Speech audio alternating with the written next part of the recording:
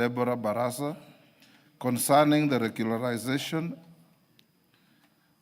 of various public forest land claims. Honorable members, in the petition, the Cabinet Secretary notes that the Ministry of Environment, Climate Change and Forestry is mandated inter alia to formulate climate change and environmental policies, promote low-carbon technologies, restore and protect strategic water towers, control pollution, conserve wetlands, manage forest resources, and promote afforestation, reforestation, and agroforestry initiatives. Honorable members, the ministry indicates that it has received several petitions from members of the public claiming settlement within various public forest lands across the country. In response to these claims, an interministerial committee was constituted to investigate and review the matters. Additionally, several petitions seeking the degazettement of public forests have been presented to this House and referred to the Public Petitions Committee. Honorable members, the ministry reports that the findings of the Interministerial Committee reveal that the areas under claim are currently inhabited by persons engaged in non-forestry activities and who have resided in those areas for prolonged periods. Honorable members, the ministry further informs the House that following a review of the committee's report, the Kenya Forest Service Board, in writing, did recommend the regularization of these settlements through the variation of the respective forest boundaries in accordance with Section 34 of the Forest Conservation and Management Act, Cap 385. Honorable members, the Cabinet Secretary clarifies that following the recommendation of the Kenya Forest Service Board, the Ministry of Environment, Climate Change and Forestry prepared and submitted a joint cabinet memorandum on the determination of public forest land claims. The memorandum was duly considered and approved by the cabinet, thereby authorizing the variation of the affected forest boundaries to regularize the said settlements and forward it for consideration and approval by Parliament. Honorable members, consequently, the petition is presented to the House pursuant to Article 37, 62, and 119 of the Constitution, as well as Section 34 of the Forest Conservation and Management Act, Cap 385, which empowers any person to petition Parliament to recommend the variation or revocation of the registration of a public forest. Honorable members, the Cabinet Secretary avers that the ministry intends to execute the degazettement in phases prioritizing the following forest areas. A, South Nandi Forest, Chepkumia Block, declared via Proclamation number 76 of 1936 and Legal Notice number 174 of 1964, having a total area of approximately 17,960.5 hectares. The petition avers that the farmers from the hilly terrain of Chepkumia exchanged their land with forest land. The proposed area for degazettement measures approximately 989.17 hectares and is now fully settled.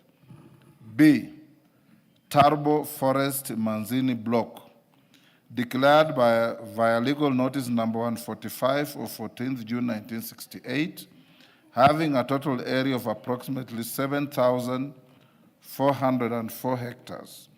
The petition avers that this was intended for settlement of landless quarters in 1995 within the Manzini Forest Block was in Gishu County.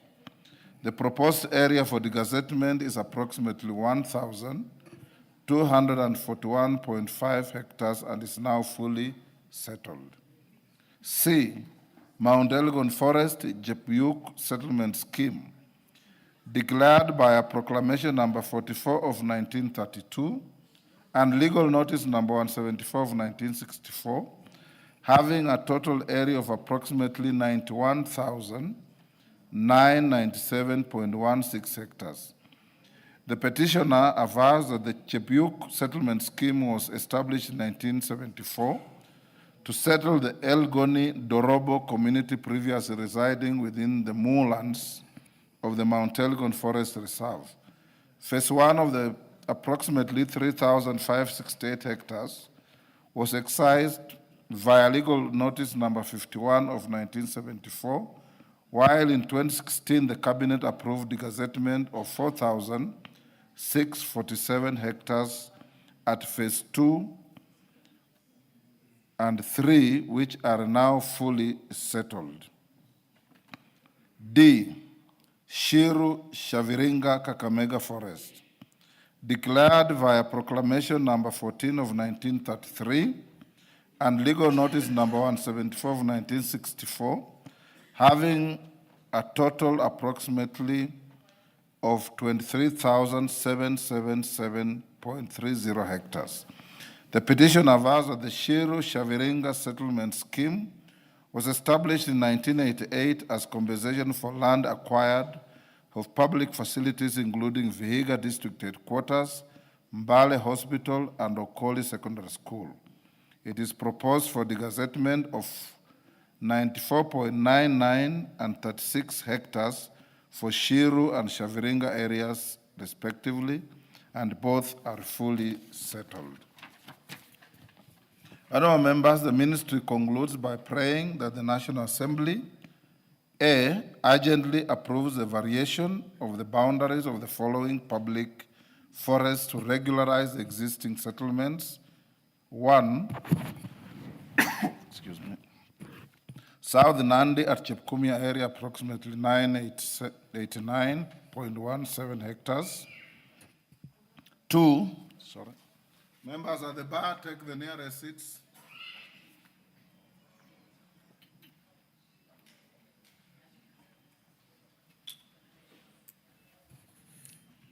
Take the nearest seats, Mama Machakos.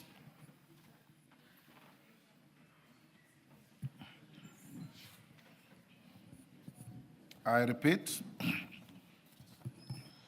urgently approves the variation of the boundaries of the following public forests to regularize the existing settlements. 1. South Nandi at Chepkumia area, approximately 989.17 hectares. 2. Tarbo at Manzini area, approximately 1,241.5 hectares. 3. Mount Elgon at Chebiuk area, approximately 4,647 hectares. And 4. Kakamega Forest at Shiru and Shaviringa areas, approximately 94.99 and 36 hectares, respectively. Considers the petitions and issues appropriate resolutions in accordance with Article 119 of the Constitution and Section 34 of the Forest Conservation and Management Act. Honourable members, having confirmed that the issues raised in this petition fall squarely within the jurisdiction of this House and that they are not sub judice before any court or other constitutional body, I hereby commit the petition seeking the degazettement of specified public forest lands in Tarbo, Manzini area, Mount Elgon, Chebiuk area, Kakamega Forest, Shiru, Shaviringa area, to the Departmental Committee on Environment, Climate Change, and Forestry for consideration and a report to the House in accordance with the petitions to Parliament procedure Cap 7E. Since the petition concerning the South Nandi Forest at Chepkumia area is already under consideration by the Public Petitions Committee, I direct the committee to prioritize and conclude the deliberations on the matter. I now, therefore, direct both the Departmental Committee on Environment, Climate Change and Forestry and the Public Petitions Committee to expeditiously consider the petitions and report their findings to the House for consideration in accordance with Section 34 of the Forest Conservation and Management Act, Cap 2016. Cap 385 and Standing Order 2272. Karemba, your committee was under scrutiny by the House Business Committee. I know you are a new chairman. there is apprehension that your committee doesn't process business quickly. I know that you are a new chairman. I hope you live beyond the conduct of the previous leadership. Otherwise, we will shift the petition to the Environmental Committee. Yes, Milemba. Honorable Speaker, thank you for this chance. I want to congratulate and thank the CS Environment for bringing this petition to the House for the matter concerning the various forests that are being degazetted. And you'll notice, Honorable Speaker, that some of them came in use as early as 1964, others 1974, and others 1988. Specifically, I want to speak on the Shiru Shaviringa forest, which was actually created, the settlement was created in 1988. That the people living in these areas have suffered a very long time, and that they have been living there without the surety that they should develop the land on which they are living. They have been unable to do permanent structures on that land for all those years since 1988. I happen to have taught at Moigas Vokoli, where some of them left in the years 1991, 1992, but still these people don't have the title deeds. And even those who left areas of Mbale, where we have the district headquarters, and the Mbale Hospital are still suffering up there.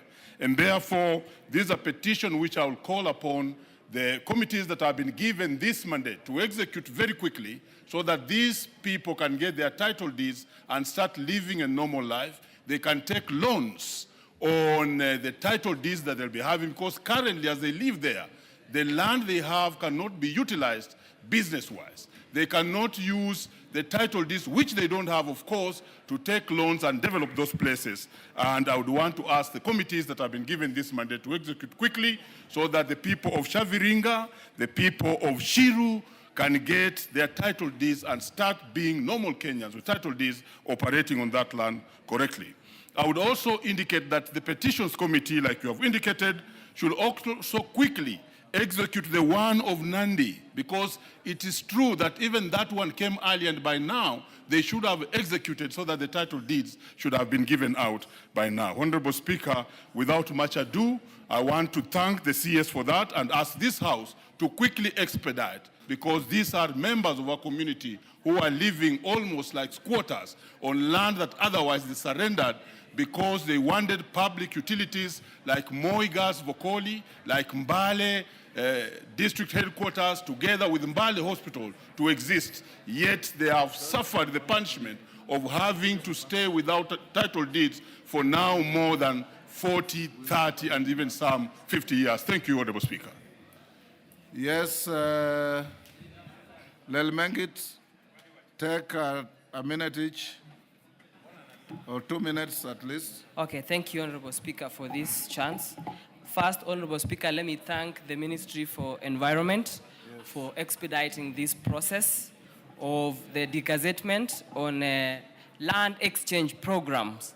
Also, Honorable Speaker, I would like to thank the Petitions Committee for bringing forth and also visiting the sites in Chepkumia. One of the areas that is affected, Honorable Speaker, on this land exchange program is Chepkumia in Mgwen constituency in Nandi County. Honorable Speaker, this has been long overdue. Since these people have been out there, Honorable Speaker, for the last almost 30 years, they have not gotten their rightful title deeds, and they also live in inhabitable areas, Honorable Speaker. This comes at the right time, Honorable Speaker, so that these people can be resettled on time and be given their rightful rights, Honorable Speaker. Honorable Speaker, in Chepkumia land exchange program, we remember the people of Ngerek we have the people of Koibem, and there are also other territories, Honorable Speaker, for Kiptuya in Kapkangani. Honorable Speaker, I will still come to you on the same because they are also submitting their petitions, which will be coming to this House very soon.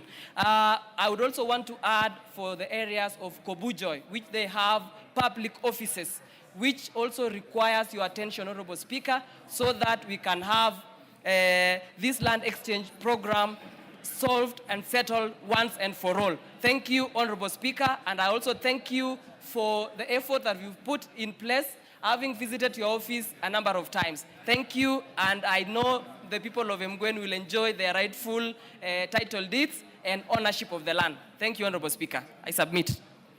Yes, that is who. Kitayama, Marwa, sikuone vizuri. 2 minutes. Asante Mheshimiwa Spika. Mheshimiwa Spika, nichukue nafasi hii kushukuru na vile vile kushukuru serikali kwa hatua ambayo wamechukua. Lakini Mheshimiwa Spika, inashangaza sana na inasikitisha sana kwamba wakati ambapo tunafanya jambo zuri kwa upande fulani wa nchi na pande nyingine ya nchi kuna shida. Mheshimiwa Spika, sehemu ya Makalda wakati ambapo walileta petition katika kamati hii ya Petitions Committee, wakati tunaendelea kuangalia mambo hayo ya forest ambayo ilikuwa gazetted kinyume cha sheria. Mheshimiwa Spika, hata kabla hatujaenda hatua, usiku wa manane wizara hiyo iliweza kufanya gazettement na kuweza kutuweka sisi sasa njia panda. Watu wa Makalda na wao wanalilia haki kwamba wakati ambapo wazungu wameondoka wameenda wale walikuwa Makalda mines, eneo lao lot limegeuzwa limekuwa ni forest kinyume cha sheria, Mheshimiwa Speaker, na jambo hilo liko katika mbele ya kamati ya petitions. Kwa hivyo Mheshimiwa Speaker, mimi naona hapa kuna unyanyasaji unaoendelea kwamba wanapeana kwa mkono huu. Order Kitayama. Order. Kama hilo jambo liko mbele ya kamati ya petitions, sio hukubaliwi na standing orders kulidiscuss hizi. You are anticipating debate. Mheshimiwa Speaker, na wao walijua hivyo lakini wakaendelea tu wakavunja sheria hivyo hivyo. You will say all those good things you are saying when the petition report is filed and open to debate. Asante Mheshimiwa Speaker. Nashukuru sana. Mama Dagala.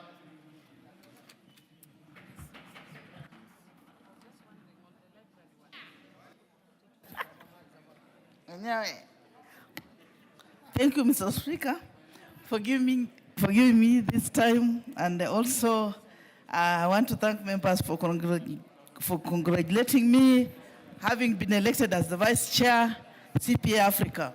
Mr. Speaker, I also want to echo on the petition that is going on about the gazettement of and ensuring the people of Shiru, Shaviringa, the people who migrated from Mbale, who paved the way for the county headquarters to be constructed, and the people of Vokoli, who are moved to those sides of Shaviringa. I want to thank the ministry for bringing in this petition timely. As you can even remember over the weekend, Mr. Speaker, there is somebody who has been in the mortuary for over 6 years just because of land issues. And land issues are very emotive. We have struggled with the leadership of Vihiga County to ensure our people who are settled in Shaviringa and other areas in Nandi to be given title deeds, Mr. Speaker, sir. So I have to thank the ministry for coming up with this petition so that it can be worked on very fast, so that our people who are in Nandi, who are in Shaviringa, who are in the other areas, please, Mr. Speaker, sir, I want to say thank you for this, and it should be worked on urgently so that our people can be settled and live a dignified life like other Kenyans. Thank you, Mr. Speaker, for giving me this chance. Next order. Order number 5, papers. Majority Leader. Thank you, Honorable Speaker. Honorable Speaker, it's good to be back here after the short recess. Honorable Speaker, I beg to lay the following papers on the table of the House today, Tuesday, November 04, 2025. Reports of the Auditor General and financial statements for the years ended 30th June 2025 and certificates therein in respect of 1. Development of school infrastructure in Nyamira County project, credit number KF Loan 853, State Department for Basic Education. 2. East Africa Skills for Transformation and Regional Integration Project, East Strip, IDA Loan, credit number 6334 KE, Ministry of Education, State Department for Technical, Vocational Education and Training. 3. East Africa Skills Transformation and Regional Integration Project, ES Strip Grant, credit number 6334 KE, Kisumu National Polytechnic. 4. Garissa University. 5. GOK UNICEF Education for Young People Program, State Department for Basic Education. 6. Kenya Industry and Entrepreneurship Project, IDA credit number 6268 KE, State Department for Industry. 7. Kenya Institute Policy Research and Analysis, KIPRA. 8. Kenya Jobs and Economic Transformation Project, IDA credit number 7450 KE, Kenya Development Corporation. 9. Kenya Primary Education Equity in Learning Disbursed Linked Indicator Program, credit number 7063 KE, Teacher Service Commission. 10. Kenya Primary Education Equity in Learning Program, grant number D991 KE, Teacher Service Commission. 11. Kenya Primary Education Equity in Learning Project, IDA grant number D991 KE and credit number 7067 KE and grant numbers TFC 306 KE and TFC 307 KE, State Department for Basic Education. 12. Lake Victoria Water and Sanitation Project, grant number CKE 1093-02M, credit number CKE 109301L, and EAB number F1 number 083890, Serapis number 2011-0619, Lake Victoria South Water Works Development Agency. Number 13, Multinational Lake Victoria Maritime Communications Transport, MLVMCT, Kenya Maritime Authority.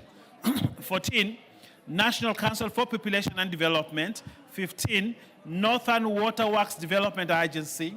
16, Promotion of Youth Employment through Scholarships Phase 2, Wings to Fly 4, Project Grant number BMZ number 2018-67399, State Department for Technical Vocational Education and Training.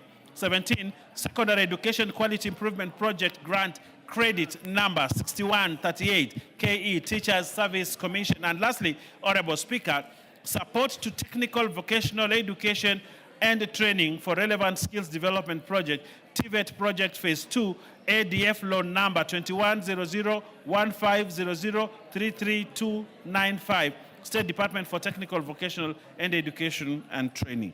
I thank you, Honorable Speaker. Thank you. Chairperson, Departmental Committee on Labor.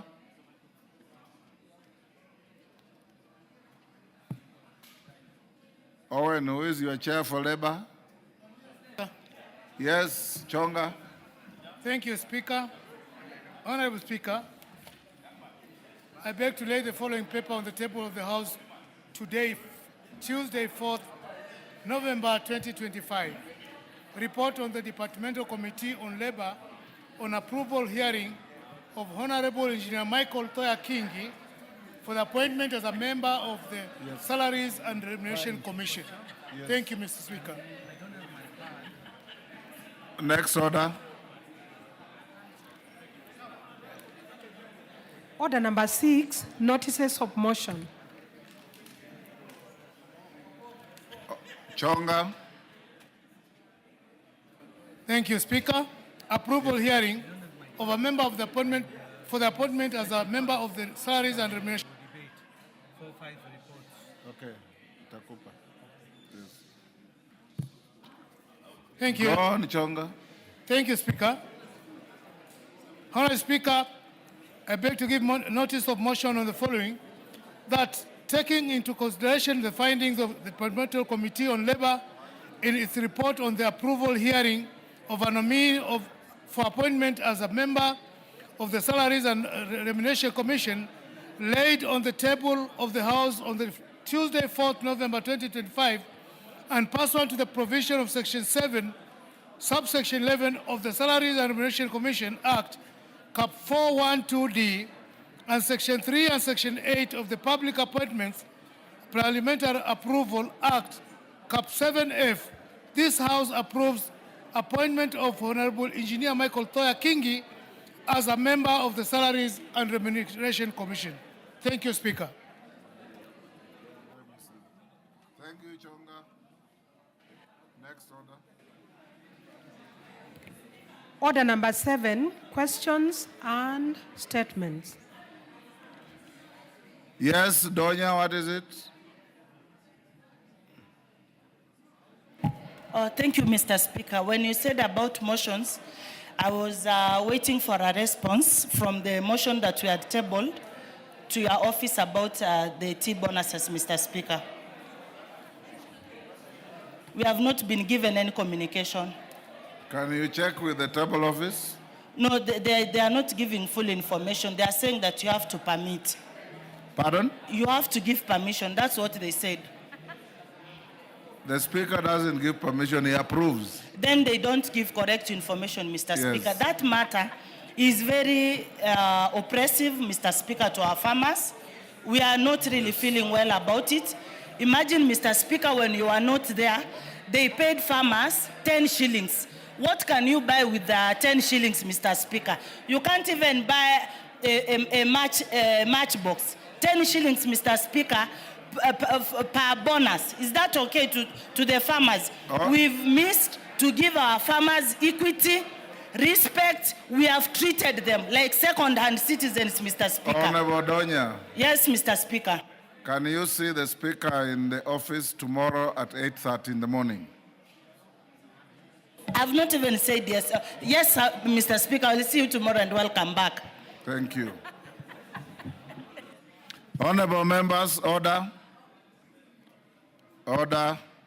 Allow me to acknowledge in the speaker's gallery Kenya basketball referees officials from Starehe, Nairobi. Thank you. And 2 Sitam schools from Eldoret, Kapseret constituency was engaged. On my behalf and on behalf of the House, we welcome you to the House of Parliament. Thank you. Oh, yes, Bashir? Thank you, Honorable Speaker. Honorable Speaker, I rise to raise a matter that is very, very important. Order. Take your seat. Take your seat. I know I gave you an opportunity. I'll give you when we reach that order. Order, honorable members. Order. Order, Commissioner Macau. Take your seat.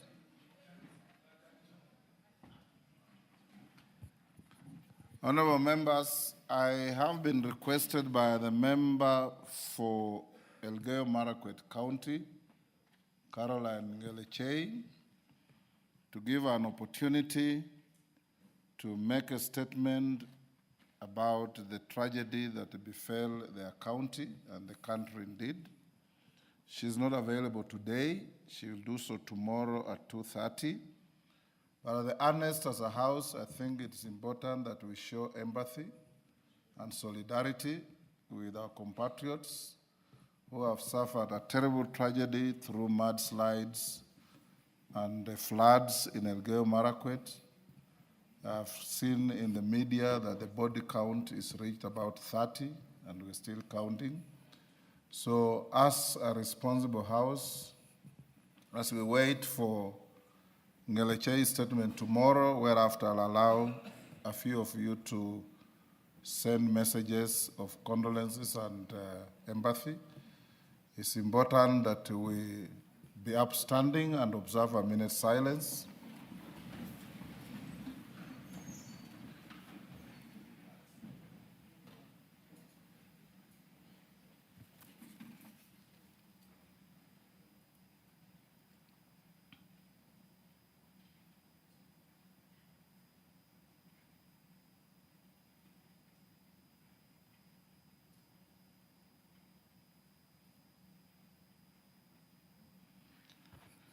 May the souls of the affected compatriots rest in eternal peace. Thank you. Those who will wish to make a comment on this tomorrow afternoon. Next order.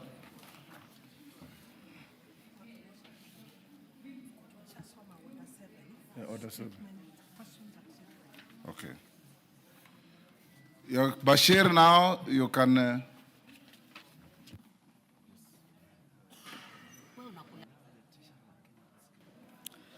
Thank you, Honorable Speaker. Honorable Speaker, I rise on a point of order on a matter that is very, very important to this House and the members. The matter concerns the 22 and 10% of the Kara constituency roads that have now been drastically reduced through a letter by the DG Kara on 31st October 2025. Honorable Speaker, Kara roads and CDF are equalizers across the country. And it's unfortunate that both CDF and Kara are under attack from various institutions of this country. Despite the fact that both these two funds are so dear and resonate well with the constituents and the locals back home. It's unfortunate that the reductions were almost a whopping 52%, if not more. That itself is too drastic for such kind of reductions. Honorable Speaker, remember, we already have an outstanding amount of 18 million that have not been sent to the constituencies as part of the agreements. As we speak, KWS and the counties have been given their money, but the constituencies have not received the 18 million. I don't know why members of parliament or this house is taken around or is held in contempt. Honorable Speaker, this is a matter that is very, very important. The CS has 10%. If there are gaps to be filled, I think he is able to use the 10% that is under his docket for his reallocations. But trying to readjust, especially downwards, the 22% and 10% of the constituency roads is rather too unfortunate. We expected an upward increase. We decided to let it go and say, let it remain as it is, as we passed on in this house. Now it has been reduced drastically. These are roads that affect the local monarchy on the ground. As I said, it's an equalizer. There are certain constituencies that cannot get other funding from other road projects. They only wait for the 22 and 10%. Now that has been reduced. Where do they go? Where do they go to? I think this is a matter that is very, very important, that this House needs to discuss it, and in fact, to do away with all businesses and even some on the CS for roads and transport. We will not be taking this thing lying down, Honorable Speaker. I want to urge the members of this House to flex their muscles for once and tell the executive that is trying to do this that this is not going anywhere and we're not going to accept it. Enough, as has been said, is enough. We are going towards elections. There are certain roads that have not been done. We have commitments from the constituents. In fact, these reductions affect so much such that they've already done procurement in terms of advertisement. Now, you have advertised for works and services, and then you are saying it has been reduced. Honorable Speaker, I want this House to stand tall for the first time and tell whoever has written this circular or this letter that it is not going anywhere and that they must withdraw it, and that the CS himself, no another person, must come here as early as tomorrow morning to answer to the members on this matter. And therefore, I urge this House to suspend all businesses to discuss this matter. Thank you, Honorable Speaker. Order. Honorable Bashir, I gave you an opportunity to raise a point of order, not to incite the House. Honorable members, order.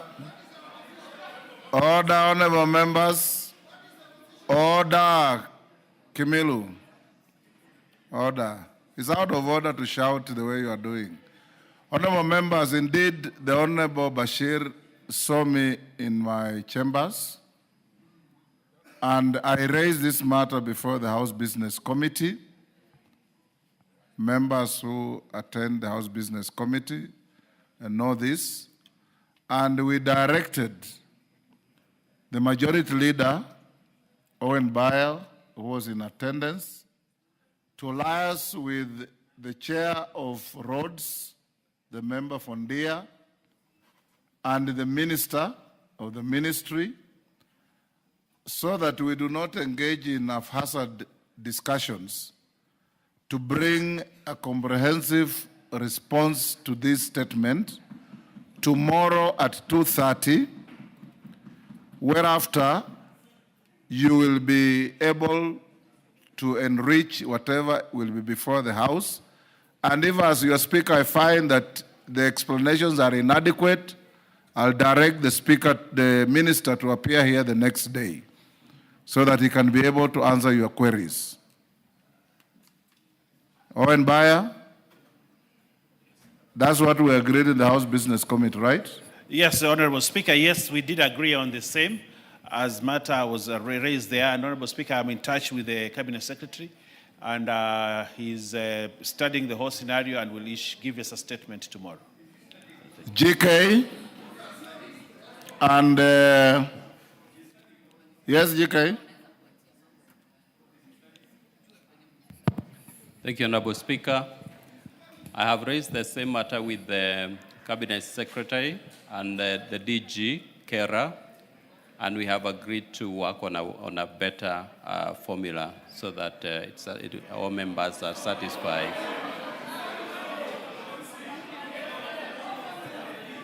Now, honorable members, I think if you agree to listen to me, what I'm saying is that we will want to work with a formula that will not disadvantage us. As a member of parliament, I will not be happy with any reduction of the 22 and 10% allocation. And I will support that we get an increment, not a decrease of the amount. So members, can we deal with this tomorrow? Okay.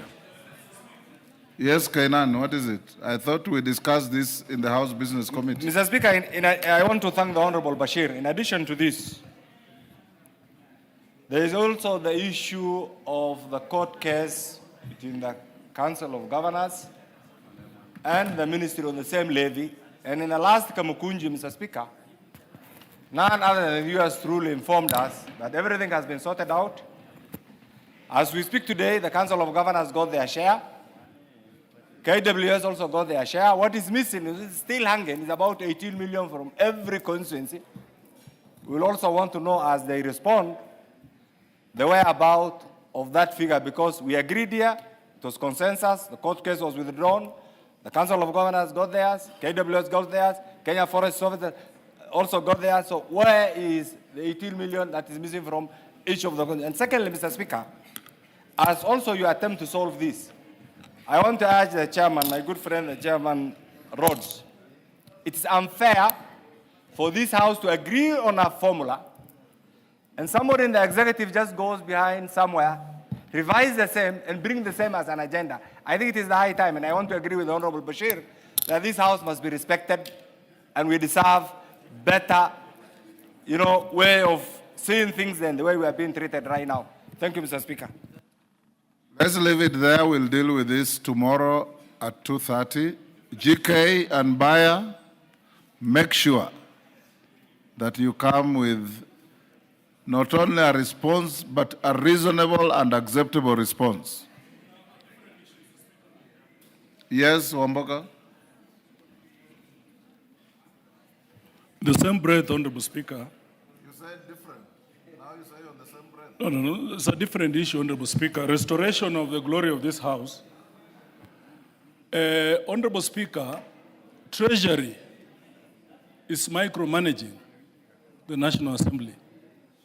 That today, if a member wants to travel outside of this country, the Treasury is expected to deal with that issue based on a member-to-member basis. Honorable Speaker. They are also purporting to run our payroll, Honorable Speaker. It is now happening differently because initially, once we pass monies in this House, the budget for National Assembly would come after the clerk applies, and then the clerk would deal with us. But now what is happening, Honorable Speaker, is the micromanaging of the National Assembly by the Treasury, Honorable Speaker. We would need the Minister for Finance to give a statement about this, Honorable Speaker. It has affected even the constituency offices for both NGAF and MPs, Honorable Speaker, that it is even delaying disbursements because now they have put so many bottlenecks, Honorable Speaker. Your guidance, please. Honorable members, the Speaker is not aware of any attempt to micromanage Parliament by any department of government. And indeed, if there was, it will be resisted. Number one, when you travel out of the country, it is exclusively in the purview of the Speaker to give you authority to travel or not to travel. There's no appellate structure to that. And the Treasury does not come in. In the event that your trips don't materialize, sometimes it may be due to general delayed exchequer releases or accounting issues. Number two, this House is one of the three arms of government, independent and interdependent with other arms. And there is no way we can be micromanaged by anybody. We are an independent Parliamentary Service Commission, and any delays in disbursing money even to your offices, I always instruct the clerk to communicate with members. Sometimes we hold Kamkunjis here to deal with it. And the head of the Treasury now, the Honorable John Badi, is an immediate former member of this House. If we made an attempt to micromanage this House, it will not be misguided, but it will also fail. So, Amboka, rest assured that no such thing will be allowed to happen. Yes, in Zambia. Thank you, Honorable Speaker. As we debate and discuss about the 18 million, we have also not received a 2024-2025 6 million from each constituency, from Kera. And I cannot hear anyone asking about it. Not unless it is only my constituency which has not received the 6 million. All of us. All of us. Yes, thank you, Honorable Speaker. As we discuss about the 18 million, we have a balance of 6 million for 2024-2025, which has not yet been dispersed from the Kera kit. Yes. So I was wondering if it is only my constituency which has not received, or it is all of us. Owen Bayer, you note that Thank you. with the karaoke. Yes, Junet, did you? Mr. Speaker, I want to agree with members that this issue of RLMF must be dealt with, as you directed, Mr. Speaker. It's a very important matter to the House, Mr. Speaker, and it needs to come to a conclusion because we have discussed it for quite some time now, before we even went to recess and after that. But, Mr. Speaker, I want to also bring to your attention a principality that we have been using in this House, Mr. Speaker, on issues like the ones that has been raised by my colleague, Honorable Wamboka. Mr. Speaker, there are issues that we need to deal with them at Kamkunji level. Issues of emoluments, issues of travel. Because, Mr. Speaker, Parliament is not loved in this country. So when you bring it on the floor of the House, those kind of issues, it has very negative implications on Parliament, Mr. Speaker. It's like when you are, when you want to shave your hair, there are hairs that you can shave in the public and there are others you close yourself in the door. So, Mr. Speaker, now if we shave those kind of hairs outside here, people will fight us, Mr. Speaker. So, Mr. Speaker, I want to guide the members who are maybe still learning the process. There are issues that we need to shave internally. So please, those important issues request the Speaker as the head of this place to call for a Kamukunji, then we deal with those ministers properly. But the issue of RLMF is a public issue. That one is okay. Thank you, Mr. Speaker. And I want to repeat, honorable members, there is not a single soul that helps the Speaker to manage your travels. Any member who travels under the approval of Mr. Speaker and nobody else. So all of you who travel know that the Treasury has nothing to do with it. And when I give Wanjala or anybody an opportunity to travel, we don't seek the Treasury's concurrence. You travel because the authority of the Speaker has come your way to travel. So let it be very clear. At least here, if you have any issues, the Treasury is innocent. Let's deal with our issues here. Jen Kihara.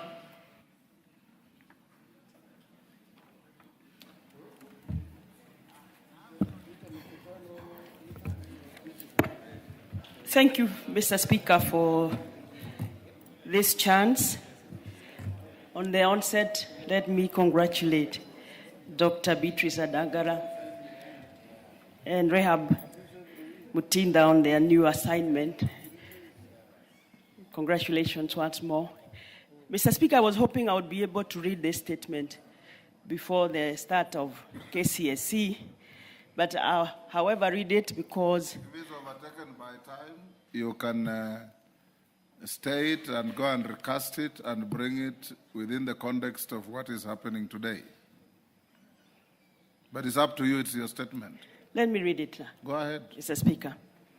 Honorable Speaker, pursuant to the provisions of Standing Order number 44, 2C, I rise to request a statement from the chairperson of the Department Committee on Education regarding exclusion from our students from schools on unpaid school fees. Honorable Speaker, the continued exclusion of Form 4 students who started their exams yesterday from school for unpaid tuition fees poses significant challenge, particularly as they approach the 2025 KCSE, whereas sending them home is driven by schools' efforts to collect unpaid fees. The practice not only intensifies financial strain on low-income households, but also disrupts learning. It also threatens to undermine the current and future academic prospects of the vulnerable students and jeopardizes their preparation for a critical milestone resulting in education inequity. Honorable Speaker, the excluded Form 4 students, particularly in schools within Naivasha constituency, are forced to miss out on critical study time while still being expected to excel in their exam. This disruption heightens vulnerability of affected students to negative peer influences and social vices such as drug abuse and alcoholism. In desperate attempts to raise school fees, many students resort to hazardous casual labor or extreme cases, immorality, exposing them to unsafe environment and significant health risks. These challenges not only jeopardize their academic performance, but also increase the likelihood of long-term consequences, such as academic failure and compromise future opportunities, perpetuating cycles of poverty and marginalization. Honorable Speaker, it is against this background that I request a statement from the chairperson of the Department Committee on Education on the following. Actions being taken by the Ministry of Education to address the exclusion of those students from schools within Naivasha constituency, ensuring their prompt return to class and prevent academic setbacks and safeguard their future opportunities. And, Mr. Speaker, measures being taken to ensure that Form 4 students remain in school despite outstanding fees and interventions by the ministry to cushion schools from financial strain due to low capitation or lack of school fees. I thank you, Honorable Speaker. Chair Education, yes, Wangari.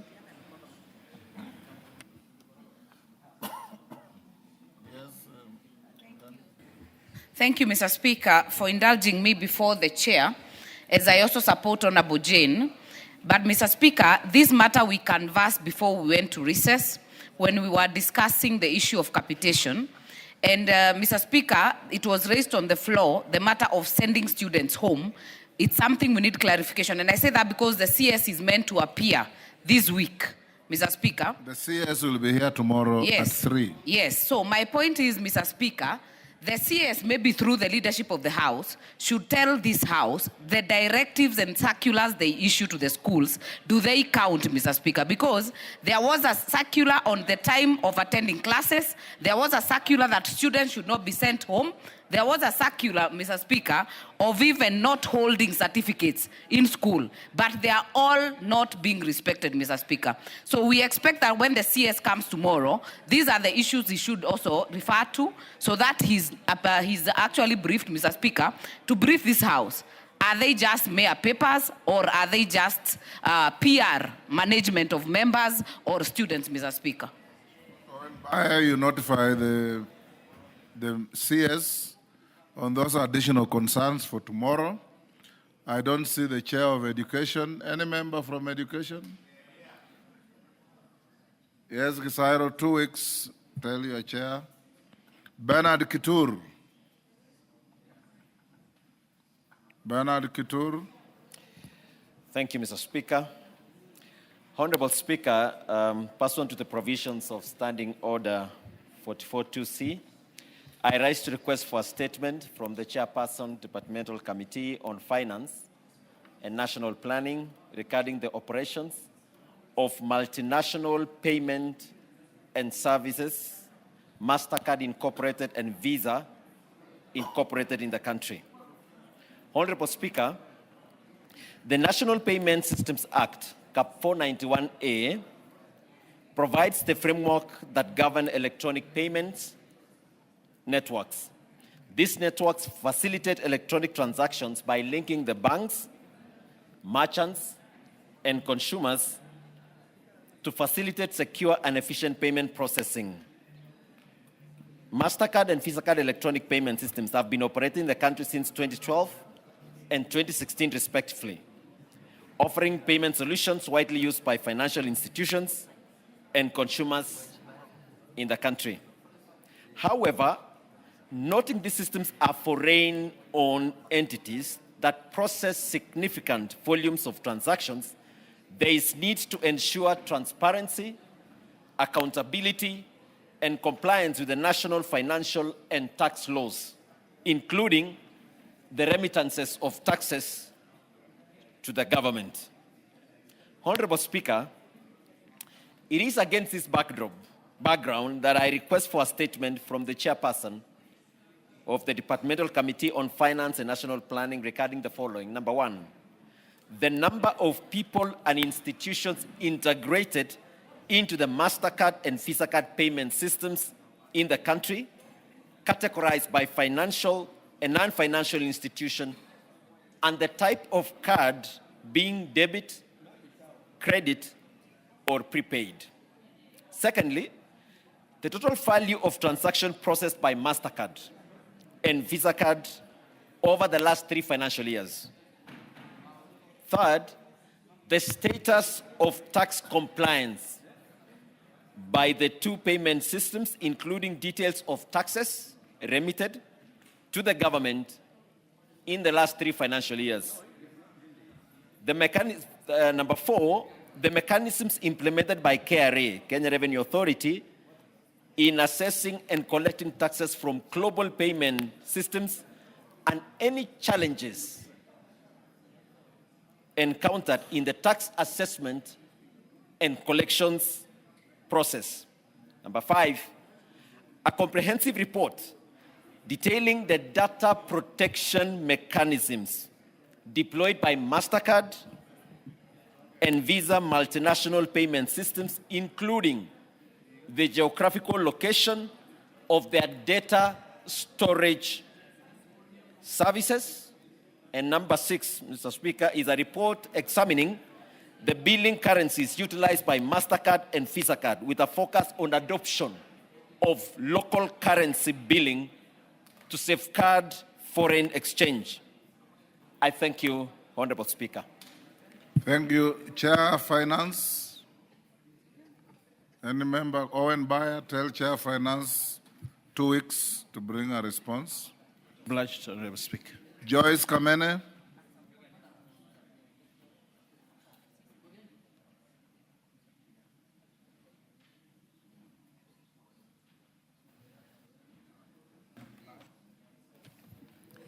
Thank you, Mr. Speaker.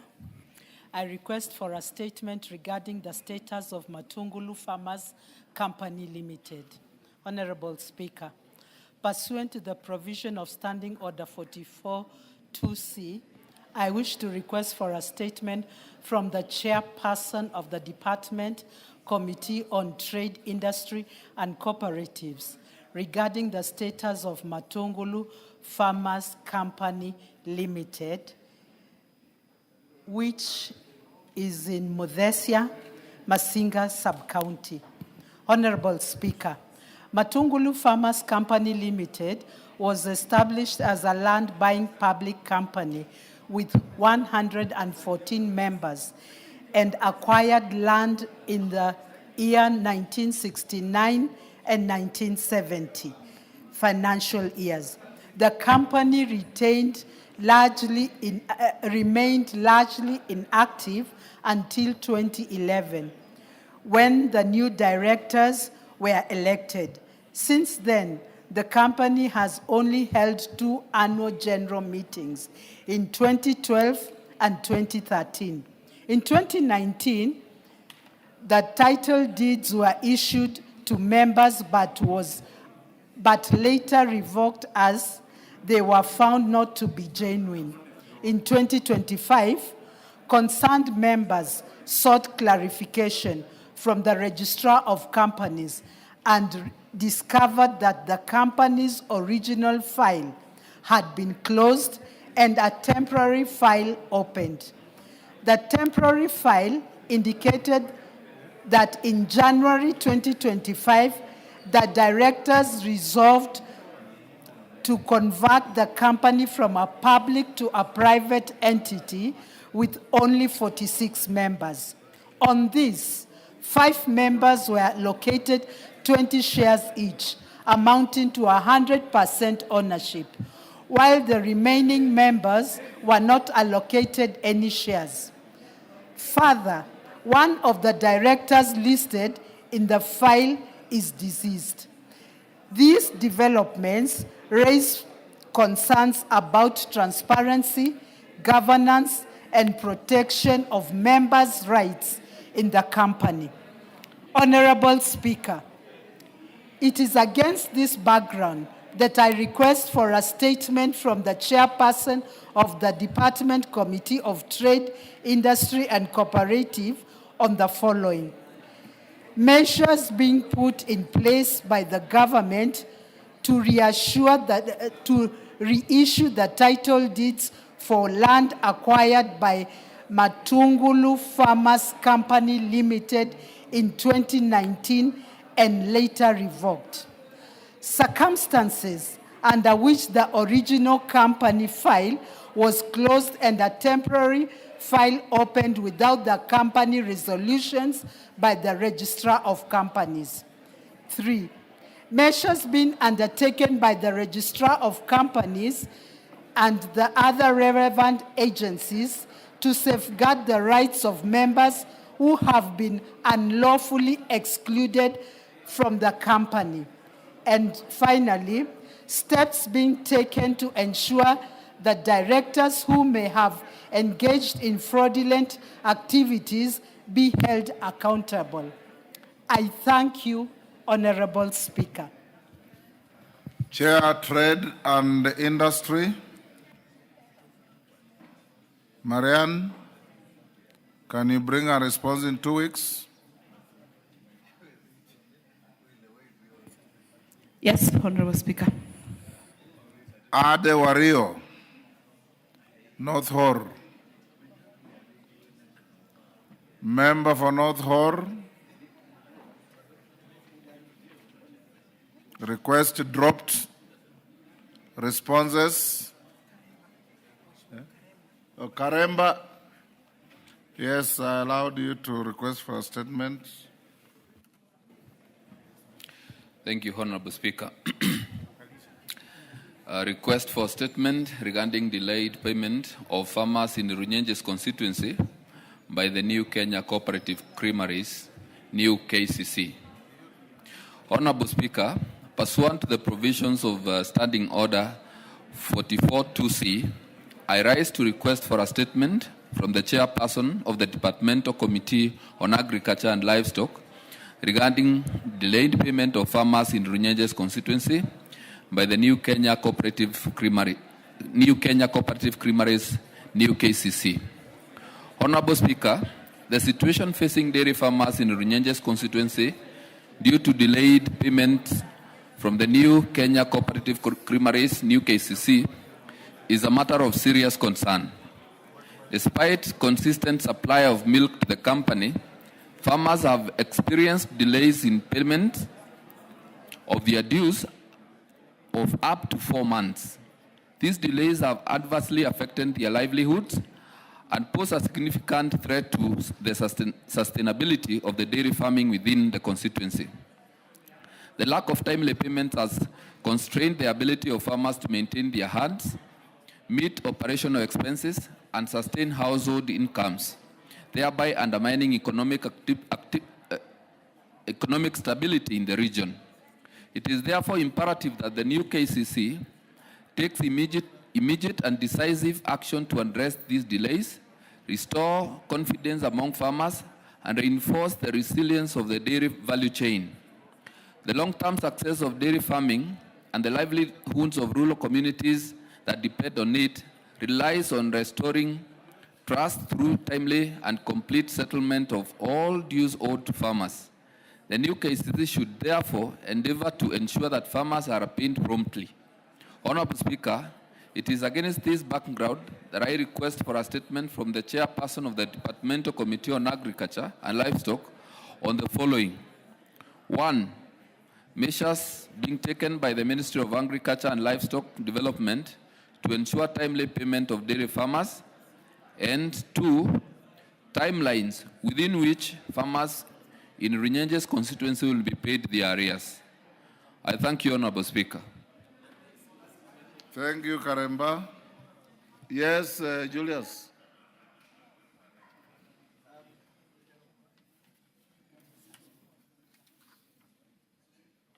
Yes.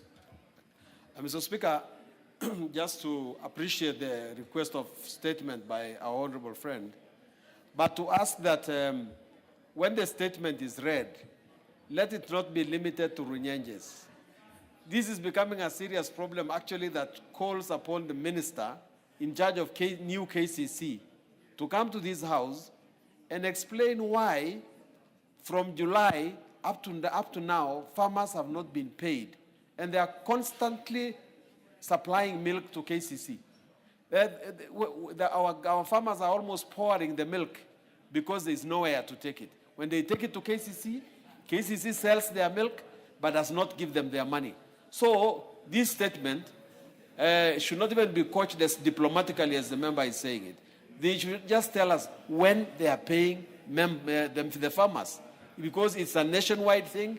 It is not limited to Runyenjes.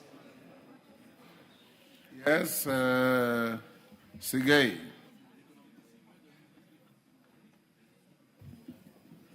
Mr. Speaker, I want to appreciate You are joyriding. Just go ahead and ask what you want to ask. Yes, Mr. Speaker. The other day, I asked for the same statement. And you remember, Mr. Speaker, a team of a committee went to Sotik. And that is exactly one of the issues which were raised. The farmers in my area have the same problem. Mr. Speaker, we would like to understand the statements which are being given here without any action. And this is a sure way of killing KCC, Mr. Speaker. We need to have some serious discussion on how to make KCC function. Otherwise, we are going to have KCC going away and dying the way it died earlier. Thank you. Chair Agriculture. Where's the Chair Agriculture? Is it cooperatives? Yes. And trade. Marian? Yes, Honorable Speaker, it is a trade committee that handles KCC, so within the same 2 weeks, we should be able to give the statement here. Okay. Umulher.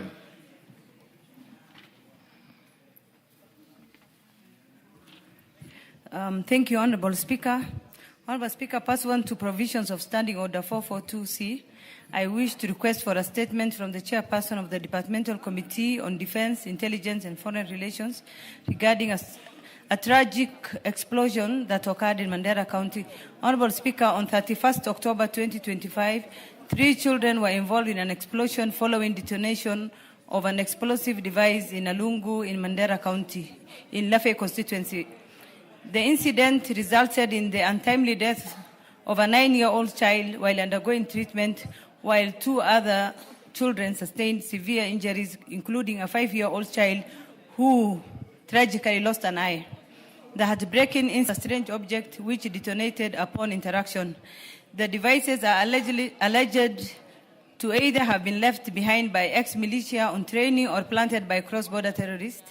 This incident has caused immense grief and fear among residents, raising concerns about the possible presence of other unexploded ordinances and the overall safety in the region. Honorable Speaker, it is against this background that I request for a statement from the Chairperson of the Departmental Committee on Defense, Intelligence and Foreign Relations on the following. 1, a report on the circumstances surrounding the detonation of an explosive device in Alungu, Lafay constituency on 31st October 2025. 2, immediate measures that the government is taking to support the affected families, including medical and psychological support. 3, measures being taken to ensure the safety of the residents, including identifying, recovering, and safely disposing any other unexploded ordinances. And 4, the long-term preventative strategies that the government is putting in place to enhance community awareness and strengthen collaboration between security agencies and local administration in identifying and reporting suspicious or hazardous materials. I thank you, Honorable Speaker. Tongoyo, when can you bring a response? 2 weeks? Yes, 2 weeks. Thank you. Next, a response to Naomi Wako's statement by Tongoyo. You ready? Yeah, I'm ready, Speaker. Sorry, yes, Umolher. Give her the mic. The statement is directed to Defense and National and Intelligence and Foreign Relations Committee. Not security. Not security. Okay. Owen Bayer inform Defense and Foreign Relations to bring a response in 2 weeks. Much obliged, Honorable Speaker. Tongoyo, before you make a response, let me acknowledge Mudangari Primary School from Mavioya in Muranga in the public gallery. On my behalf and on behalf of the House, we welcome the students, their teachers, and those accompanying them to the House of Parliament. Thank you. Tongoyo. Thank you, Honorable Speaker.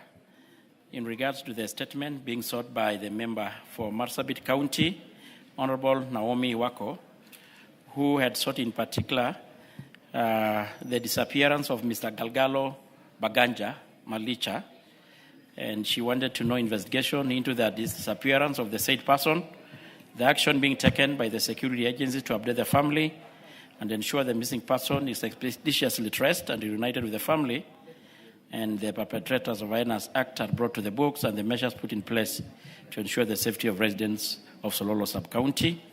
Honorable Speaker, on the 31st August this year, Mr. Guyo Yacho, the chief of Galole location, reported a shooting incident at Sololo Police Station via OB number 1431/8 of 2025.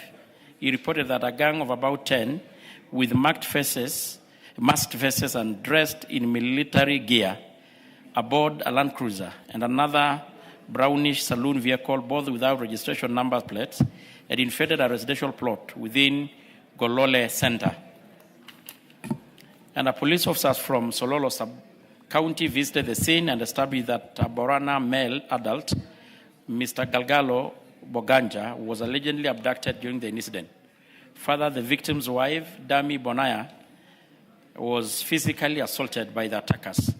An assault and abduction report was booked at Sololo Police Station via OB number 639/2025, and the injured was escorted to Moyale Sub-County Hospital, where she was treated and discharged in stable condition. Investigation into the matter commenced immediately, and 3 witnesses' statements were recorded, and a signal of the missing person was generated and circulated as a search of the victim began. Subsequently, an inquiry file number 4 of 2025 was opened by the DCI, Sololo Sub-County, and the preliminary investigation established that the vehicle used by the assailants could not be traced since they had no registered number plates, and the area lacked CCTV coverage, which complicated the effort to track their movements before, during, and after the incidents. Although 3 witnesses provided statements, their accounts did not clearly describe or identify the person involved, and no additional witnesses have come forward with critical information that could further assist in the investigation. And the police inquiry file, Honorable Speaker, file number 4 of 2025 remain active with ongoing efforts focusing on tracing the victim known as associates, frequent locations, and liaising with the relative and friends. And the case is still under active investigation. On the second, Honorable Speaker, so far no leads has been established regarding the whereabouts of the missing person, and the case is under investigation, and the police shall update the family on any new development concerning the whereabouts of the victim. And Honorable Speaker, on the measures being taken in the residence of the sub-county of Sololo, the government is employing several measures to enhance security in Sololo, to include intensifying both mobile and foot patrol, establishing temporary checkpoints and along key routes and access points to monitor the movement and intercept any highway criminal activities, and enhance surveillance to ensure quick police response, and the revitalization of the community policing committees to strengthen collaboration between community and the police, and the community engagement and public sensitization through the public barazas and consultative forum to sensitize residents on security matters. Signed by Honorable Kipchumba Murkomen, EGH, Cabinet Secretary for Interior. I submit, Honorable Speaker. Naomi Wako. Thank you, Honorable Speaker. As I also thank the Chair for the response that he has given us from the Ministry. But unfortunately, Honorable Speaker, the response is not satisfactory at all, because even after that, 2 or 3 other people have been abducted. To say that they have not even been able to trace the vehicle and also to trace the abductors. So I want to plead that the investigation goes on and they give it proper attention. Thank you, Honorable Speaker. Speaker, and as I indicated in the statement, we'll keep giving the update to the family whenever we get. Professor Guyo Jaldeza, Tongoyo, you have a statement ready? Yes, I do, Honorable Speaker. And Honorable Speaker, I need your indulgence. This statement was sought before. Actually, we break for recess, and I didn't respond to. And the member actually had indicated that he will prefer to have the committee visit the area for fact-finding. And we had actually prioritized. We know you just reported today. And we are trying to prioritize to have the committee visit the area as a matter of fact-finding. The member came before the committee? We had talked with him. Okay. Professor, is that... Thank you, Mr. Speaker. I think the chair is a bit confused because we raised the question here, though we talked, and I had appealed that the statement which I got today, we had agreed that the committee needs to visit the area to verify for themselves. I also shared with him some photographs of the act of arson by the police. And it is only good that they visit the site and come to know. So to cut a long story short, Professor, you want them to visit the site? Exactly. Engage with them, then they visit, then thereafter they bring a comprehensive statement. Thank you, Speaker. Okay, next order. Order number 8, the Public Participation Bill, National Assembly Bill number 44 of 2025, first reading. A bill for an act of Parliament to provide for the conduct of public participation, to give effect to the constitutional principle of participation of the people enshrined in Articles 10.2, 69.1d, 118, 184.1c, 196, 201a, and 232.1d of the Constitution and for connected purposes. Thank you. Next order. Order number 9, exceptional motion, tributes of the House. Mover to reply. Honorable members, before the mover replies, we had agreed in House Business Committee that we give 3 members on either side, or at least 6 members for that matter. Thereafter, we'll call Honorable Junet Mohammed to reply. Millie Odhiambo.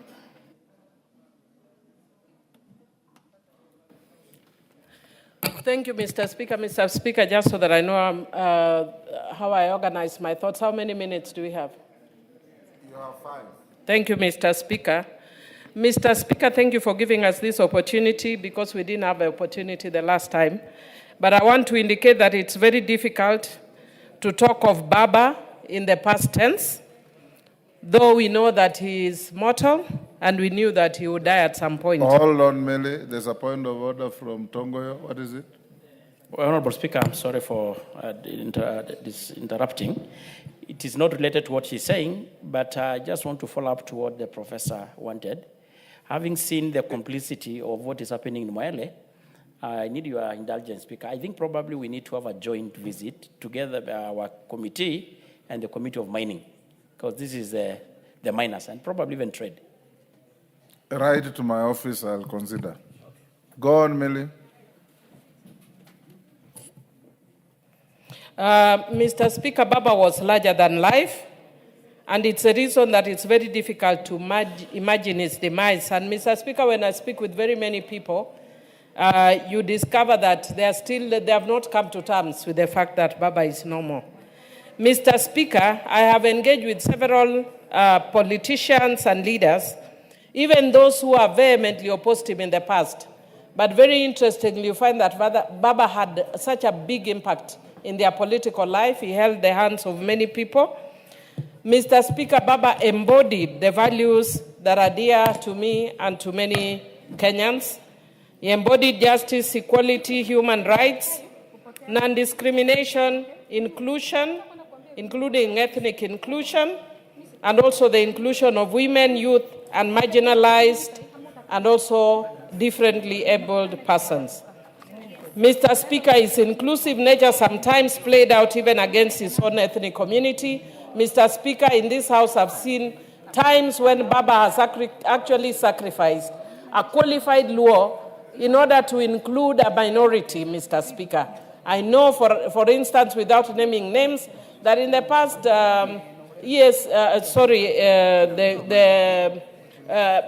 election body, Mr. Speaker, that actually did happen. Mr. Speaker, some young people have seen who have largely misunderstood Baba and have been talking against Baba. But Mr. Speaker, in due season, they will actually learn. When our politics unfolds, they will learn that Baba held a significant part in the politics of this country. And one day they will understand the sacrifices that he made that many of us have never made and we're not likely to make. Mr. Speaker, Baba also invested in the mentorship of people with potential, a fact that was even recently acknowledged by Wamunyoro, even though he also had to throw a jibe against other members of parliament, which is unfortunate. But he did acknowledge that Baba identified potential in people like me, a very good lawyer, a very good politician. I didn't know my potential until Baba brought me here with a nomination. So, bad girl, Mr. Speaker, as a member is shouting. I am a beneficiary of his benevolence, and so are many people here. Mr. Speaker, Baba guided me through very difficult political challenges, and as politicians, we at times weather great storms that are known to many, Mr. Speaker. Mr. Speaker, at one time during my first term in office, the swords and daggers that were drawn against me were too heavy, Mr. Speaker, that are actually unknown to many people, wrote a letter of resignation as a member of Parliament of Mbita. Mr. Speaker, took my letter of resignation to Baba. And Baba spoke to me and held my hand as a daughter and talked to me and guided me and told me that he believes in my ability to fight those battles.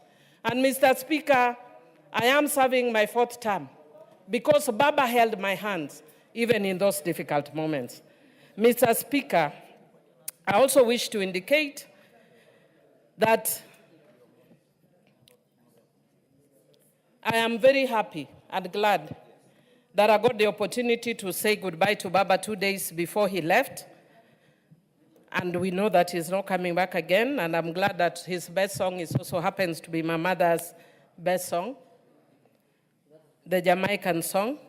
Mr. Speaker, each of us has a purpose, a God-given purpose in life.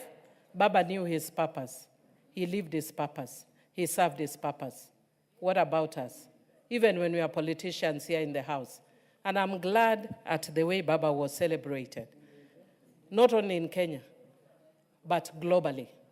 And for the people who doubted who Baba was, I can tell you for a fact that in our lifetime, no other leader will ever be celebrated the way Baba was celebrated. Joey. Thank you, Mr. Speaker. Thank you. Jen Kihara.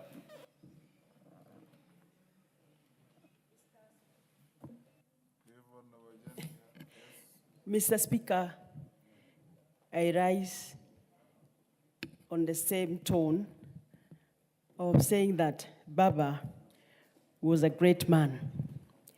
May he rest well. I happened to serve in this house with Baba in the 9th Parliament, with you, Mr. Speaker. So at least I have that advantage of knowing him. But Mr. Speaker, Baba will be remembered for many things, for his unwavering commitment to democracy and human rights. He was selfless and a great patriot. Baba was instrumental at the start of my politics. Mr. Speaker, you remember the NAC movement when my husband was in the hospital and I'm the one who was campaigning. I went to Mwenge House and told the officials there that I need somebody to come to Naivasha and campaign for my husband.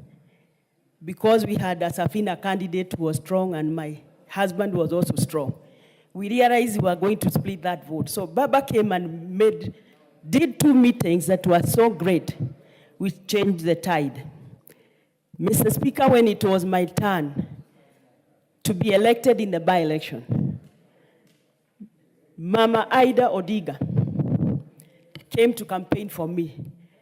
She brought a whole battery of women politicians to campaign for me. So what I remember him for is that our house or our family owe him a lot. Mr. Speaker, when my husband's body was coming from South Africa, it was only Baba who came to meet the body. And he made sure that my husband's body did not go to the cargo terminal, but the passenger's terminal. That's where he received the body. Mr. Speaker, at the funeral, Baba was available to come for my husband's funeral. So I remember him for many things. May he rest well. He has worked so hard. And like Honorable Millie says, I don't think there is any leader who has been buried with dignity the way Baba has been buried. I was here when the founding father died. I've been around when we have lost those great men, but none of them has been buried the way Baba has been buried. So may I give my condolences to the family of Baba, ODM fraternity, and all Kenyans for the respect they showed that great statement. Thank you, Mr. Speaker. Robert Mbui. Thank you, Mr. Speaker. I also take this opportunity to also pay tribute to the late Right Honorable Raila Amolo Odinga, Kenya's biggest defender of human rights and the rule of law. Mr. Speaker, I got the news of Baba's passage when I was in London with my party leader. We had gone to meet a few Kenyans out there, and he quickly cut short his trip and came back. I remained because of the engagements that were there, but also had opportunity to mourn him and celebrate his life with Kenyans in London, in a place called Thatchtown. So I did what I could by bringing together the Kenyans there. But Mr. Speaker, I was with Baba in 2022 in Washington, D.C., just before the last election. And when I got there with him, he had to also cut short his trip to come back because the late Honorable His Excellency Mwai Kibaki had passed on. And so this was the second time I was out with a prominent leader in this country, and then somebody passed on. And I'm even scared now of traveling, Mr. Speaker, because, I mean, it really touched me, because I was wondering what happened. I traveled with Baba, Kibaki passed on. I traveled with Kalonzo, Baba passes on. So I've also been asking for prayer so that it doesn't affect me. Mr. Speaker, I want to say that many people have eulogized Baba and know him from maybe what they read in books. Because Baba, is battled, detention without trial. He's battled bullets. He's battled tear gas. But, Mr. Speaker, I am one of those that has actually been in the trenches with Baba. For the last time, since I was elected from 2013, I have been with Baba. We've supported him 2013, 2017, 2022. And, Mr. Speaker, I'm actually a living casualty. And I have a permanent injury, that I achieved or I got when I was in the trenches with Baba. So when I eulogize Baba, I'm eulogizing someone that I believed in, someone that I know had the interest of Kenyans at heart and fought so that Kenya can be a better place. Mr. Speaker, in the remembrance of Baba, the Wipe Up Patriotic Front that I represent in the House and the community of elders from where I come from, which is Mount Kenya South, that is Lower Eastern, we will be actually going to pay our tributes to the family and the family of Baba on Thursday this week. And Mr. Speaker, this is because when we had the funeral, my party leader could not get enough time to eulogize a person that he has stood with for the longest time. I mean, 3 political seasons. And so he got like a minute or two, and the deputy president was pushing him and telling him, you have to hurry up, and he wasn't able to do what he wanted to do. So we are going to go there on Thursday so that we can pay proper tribute. But, Mr. Speaker, I just want to say that in remembrance of Baba, I want to caution those that keep talking about Baba and having negative connotations. They are leaders, and I will start with the governor of Nyeri. Mr. Speaker, I was not happy when I heard the comments that the governor of Nyeri made, because the governor of Nyeri implied that it was a positive thing for Baba to have died. That is a shameful act, and that is something that we condemn in the strongest possible terms.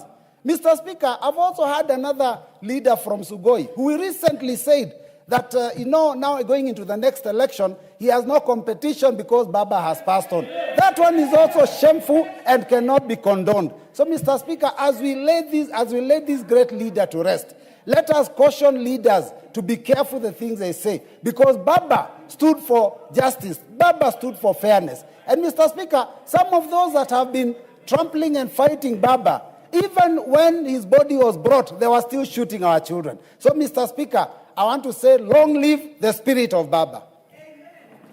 Tongoyo. Thank you, Honorable Speaker, and I want to thank you for giving me an opportunity to pay our tribute to a great leader ever lived.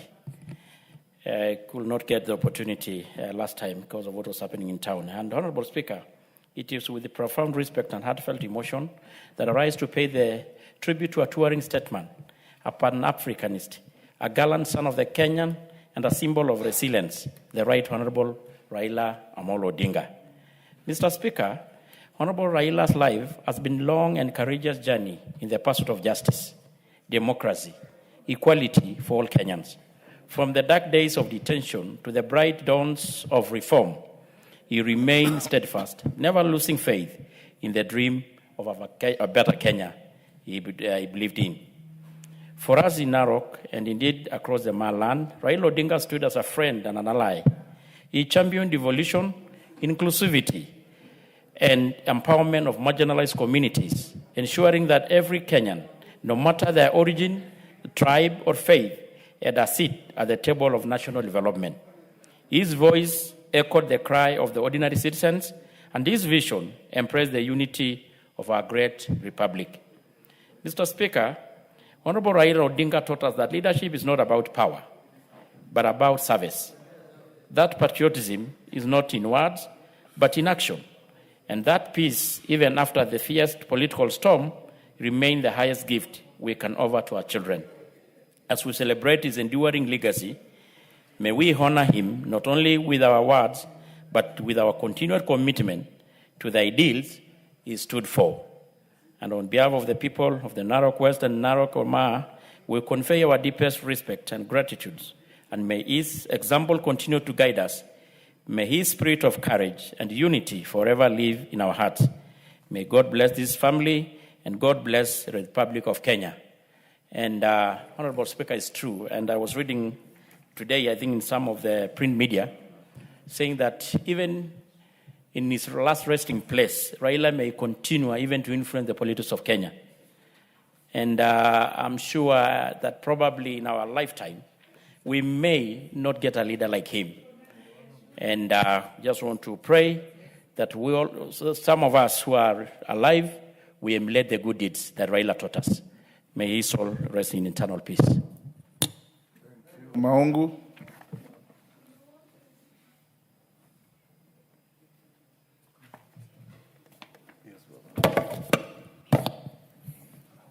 Thank you very much, Mr. Speaker, for the opportunity, at least to pay tribute to an icon that rested.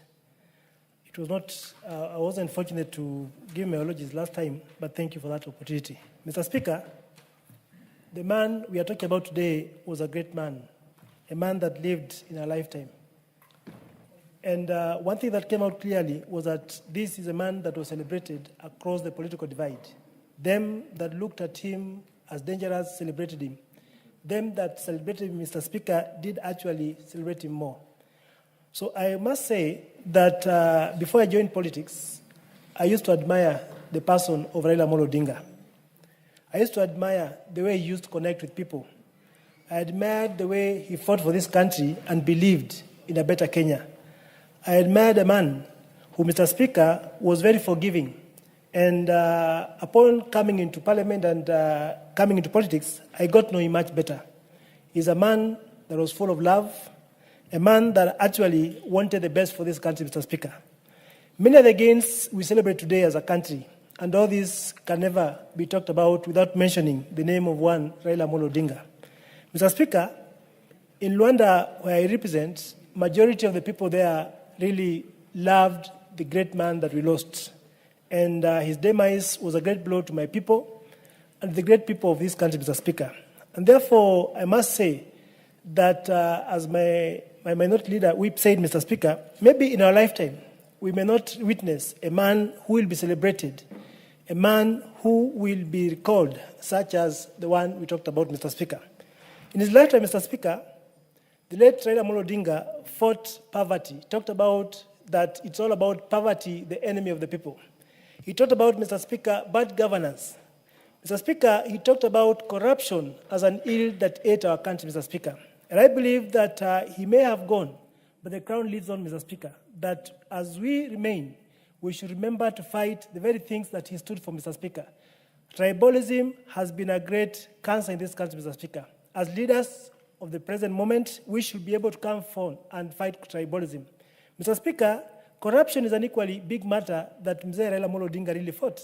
And as leaders, we must be able to live that dream. We must be able to propagate that dream and ensure that in our spaces, in our areas, Mr. Speaker, we are able to fight corruption. Mr. Speaker, this is a man that looked at Kenya as a country full of love. I look at the last arrangement that he had with His Excellency the President, Mr. Speaker. No one ever believed, no one ever thought, even understood what idea Mzee Raila Amolo Odinga had. But from what we can see, Mr. Speaker, he actually kind of had a premonition that Kenya was in turmoil and needed to come together. And therefore, Mr. Speaker, on my own behalf and that of the great people of Rwanda, Mr. Speaker, I must say that we shall forever miss Mzee. We shall forever be able to carry on his name because he actually fought for this country in the right way. Thank you, Mr. Speaker. Wamshomba.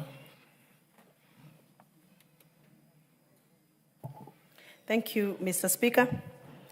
Allow me to join my colleagues to speak about our fallen hero, our father, the father of the nation for generation.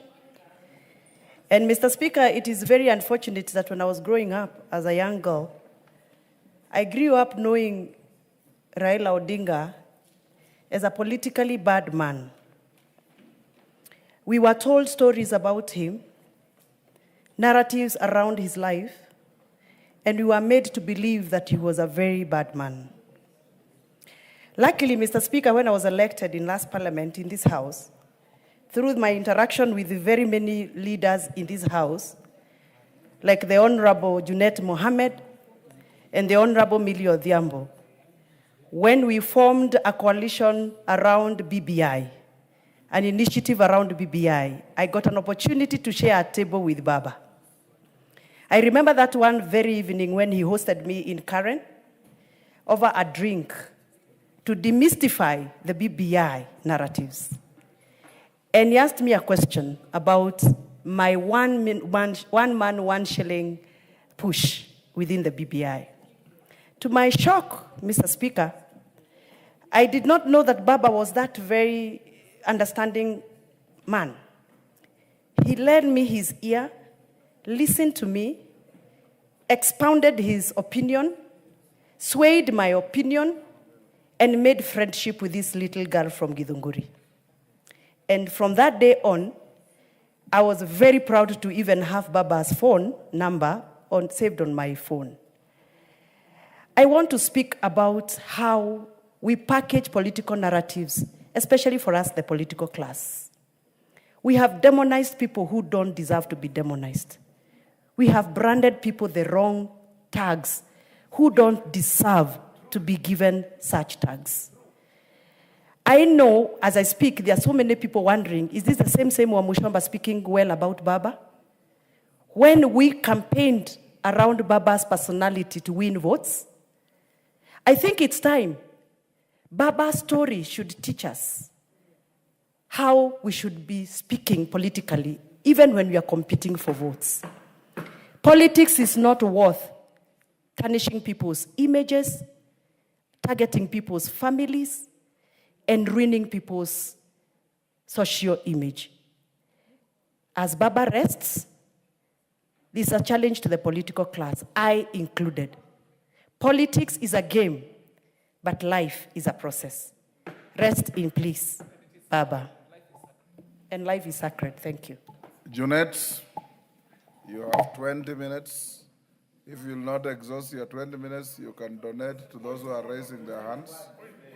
Mr. Speaker, I have a statement to read, but I can donate 2 minutes to Rene and 2 minutes to Peter Masara and 2 minutes to Mawate. 6 minutes. The rest I need to. Can you tell me the names again? First 2 minutes to Rene Mayaka, Peter Masara, Mawade. Those are 6 minutes. And Bensouda, 2 minutes. Kagushia is tomorrow. Okay. Mayaka, 2 minutes. Immediately thereafter, Masara, 2 minutes. Mawade, 2 minutes. Bensouda, 2 minutes. Thank you, Honorable Speaker, for this opportunity. And that means you are left with 12 minutes. Thank you, Honorable Speaker, and to my minority leader as well for this opportunity. Let me take this opportunity to express my sincere condolences to the family of the Right Honorable Prime Minister, to also just salute the man who, because of him, I have an opportunity to even stand on this floor, because he held my hand, he withered and watered my potential as a young woman in politics. And Honorable Speaker, also on behalf of all the daughters of Raila in the entire country, and the young members of ODM and the members of Nyamira, to also pass my condolences and appreciate the man that we called Baba, because Baba, Honorable Speaker, was not just a political icon. He was my political father, he was my mentor, and is the reason why I have the strength to be able to serve in a political space. And Honorable Speaker, I just want to say, as I said once before in this House, that from 2018, I have worn 2 wristbands in my hand. One that is Kenya, and the other one a blue one that is indicated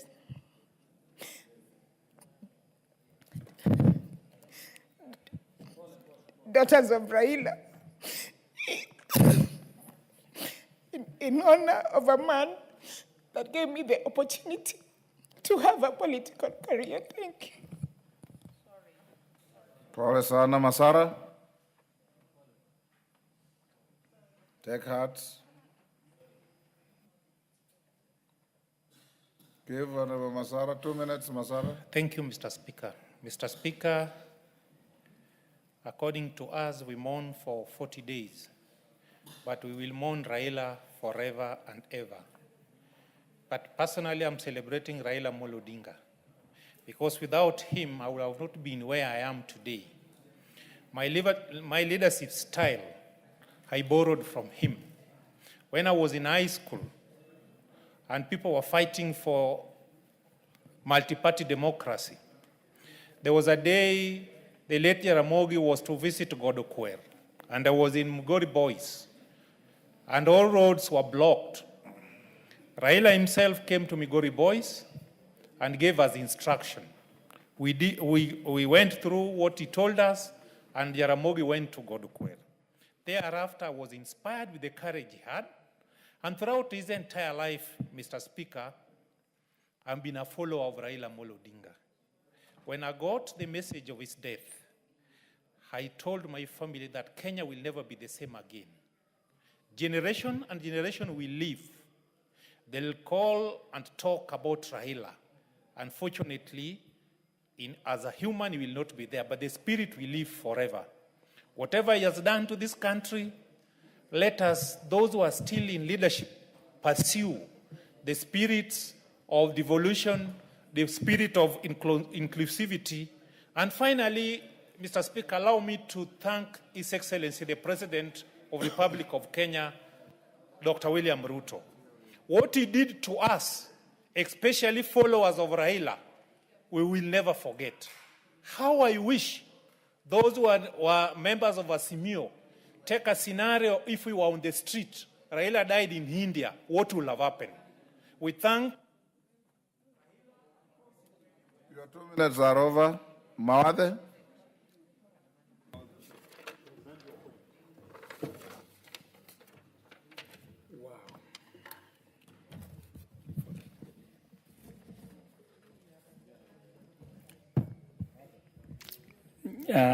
Thank you.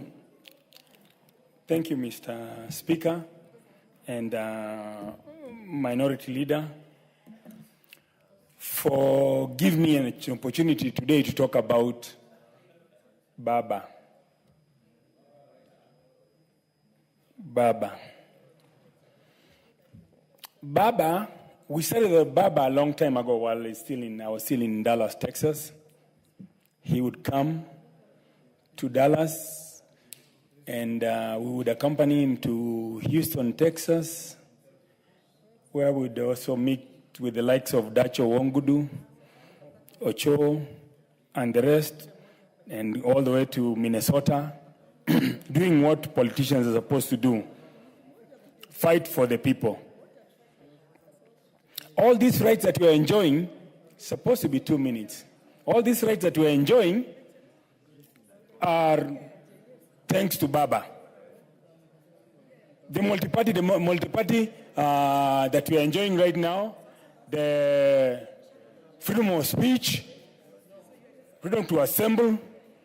I remember when Baba was coming back from a foreign trip, and Baba, the likes of Babu Owino, Aladwa, and Simba Arati, we got together and Baba was welcomed home in a very, very nice way. Baba, our Baba, the Baba that we supported from 2013, 2017, and 2022.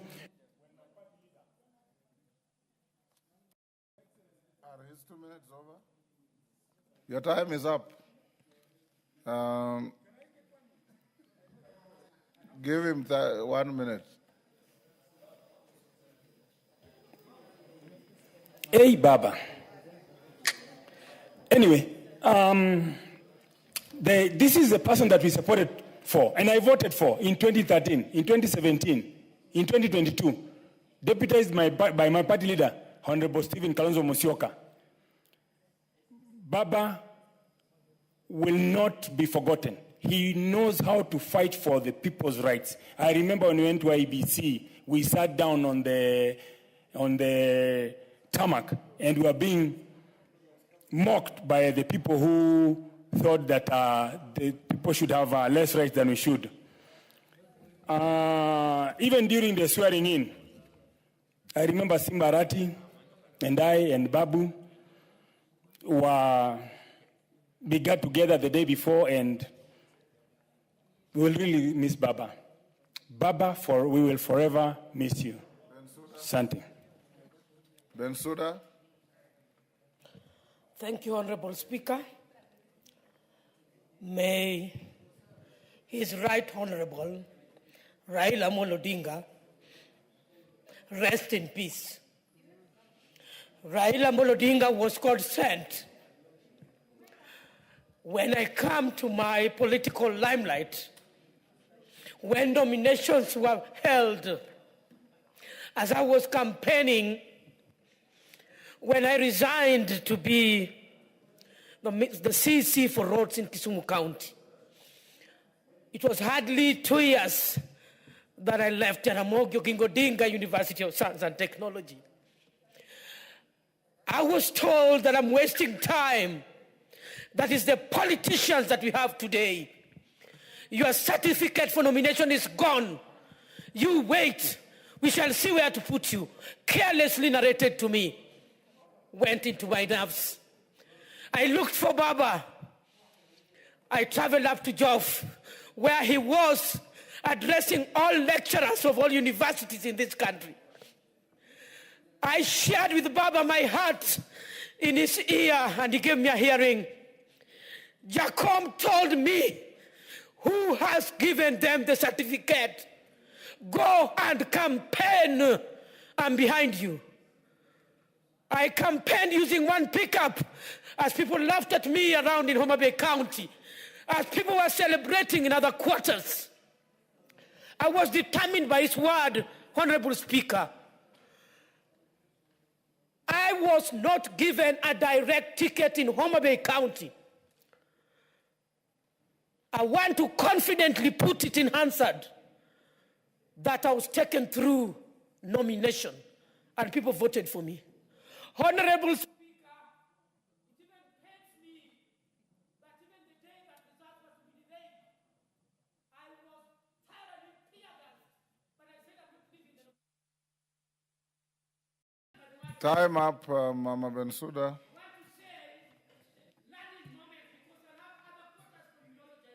Thank you. You are off Hansard. I would like to say, Honorable Speaker, as politicians of today, we must be resilient. We must be focused. We must be truly there for the people of Kenya. We must put tribalism aside. We must be honest. We must be transparent. We must nurture and mentor the young ones. We must solidly move on as leaders of this country without betrayal. Honorable Speaker, I will have time to mourn Honorable Raila Amolo Odinga. May his soul rest in eternal peace. He remains in my heart forever. Honorable Speaker, I thank you so much. I thank you so much. Joey! Joey! Joey! Thank you. Jeanette. I beg to reply on the motion that was tabled before the House. Motion to eulogize my leader, my departed leader, the Right Honorable former Prime Minister Raila Amolo Odinga. Honorable Speaker, I thank you for granting me the opportunity to pay tribute to one of the greatest sons of our Republic, the late Right Honorable Raila Amolo Odinga.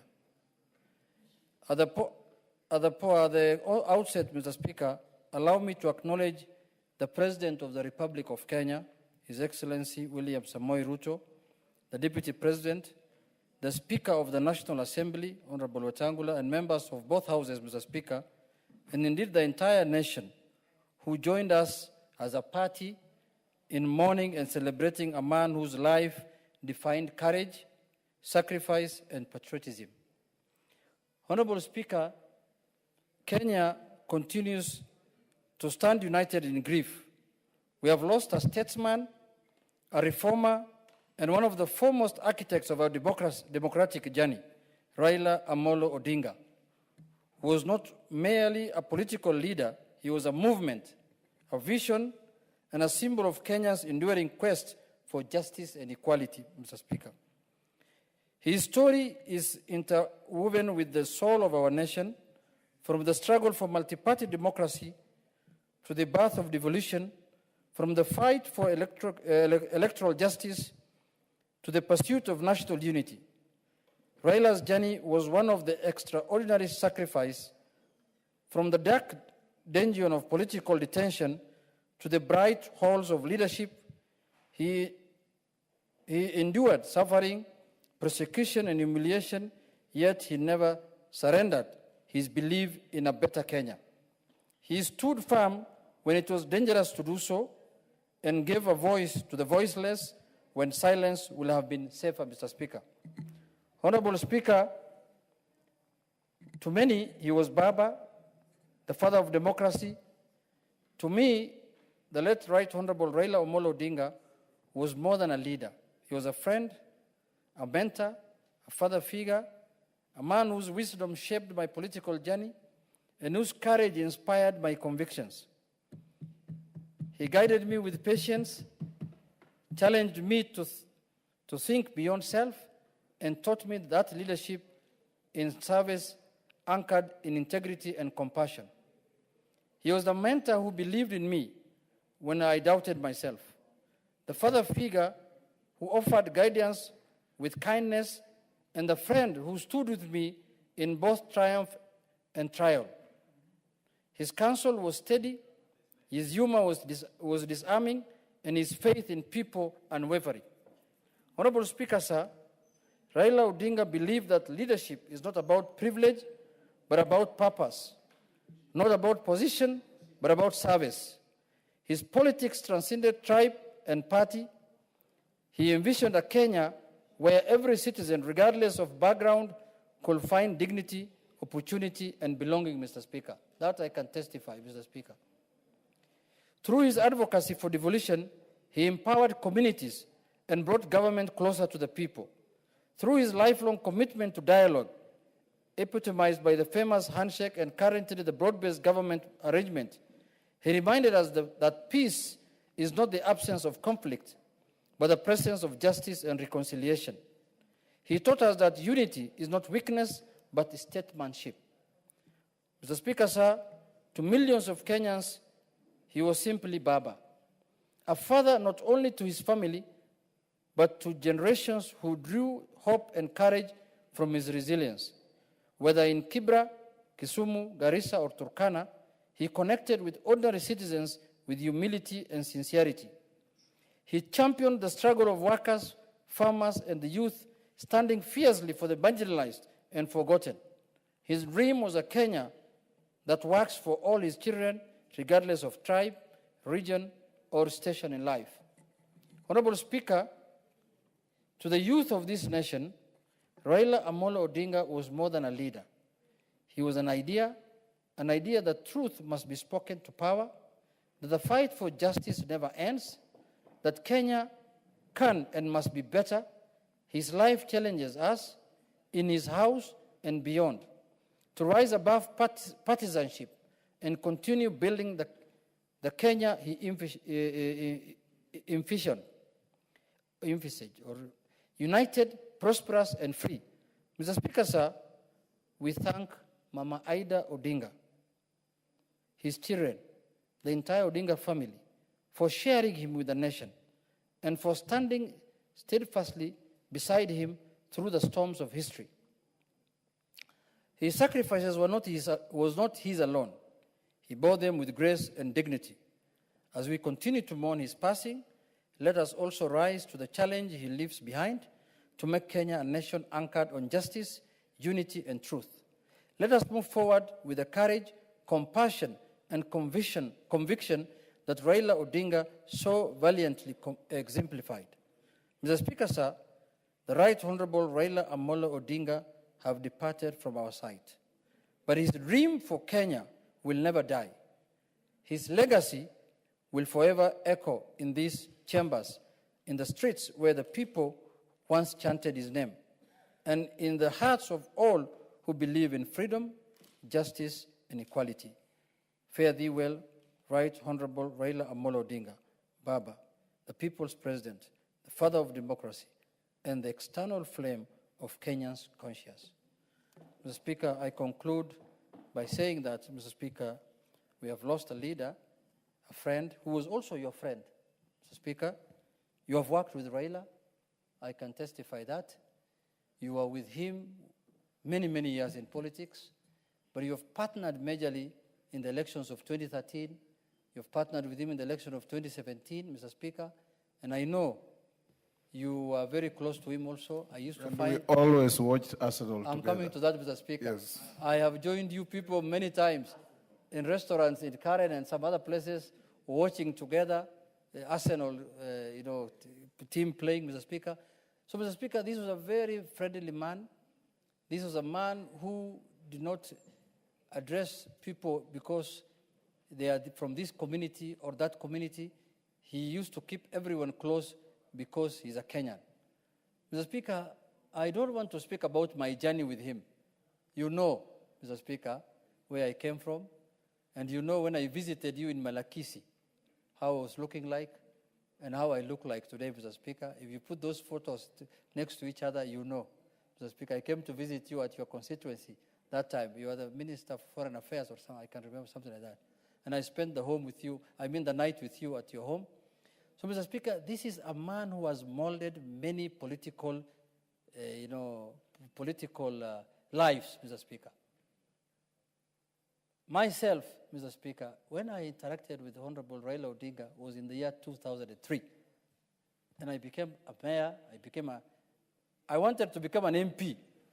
Honorable Karoli was a very powerful man in his office, Mr. Speaker, in 2013. He almost denied me a ticket. If it was not Baba, I would not have been in this parliament, Mr. Speaker. Very powerful man, Mr. Speaker, by then, Mr. Speaker. He almost denied me. But Baba stood with me, Mr. Speaker, and said, this is the young man who should be the member of parliament for Suna East, Mr. Speaker. No, there's no correction there, Mr. Speaker. We know what happened. You are either on a point of order or nothing. Mr. Speaker. Yes.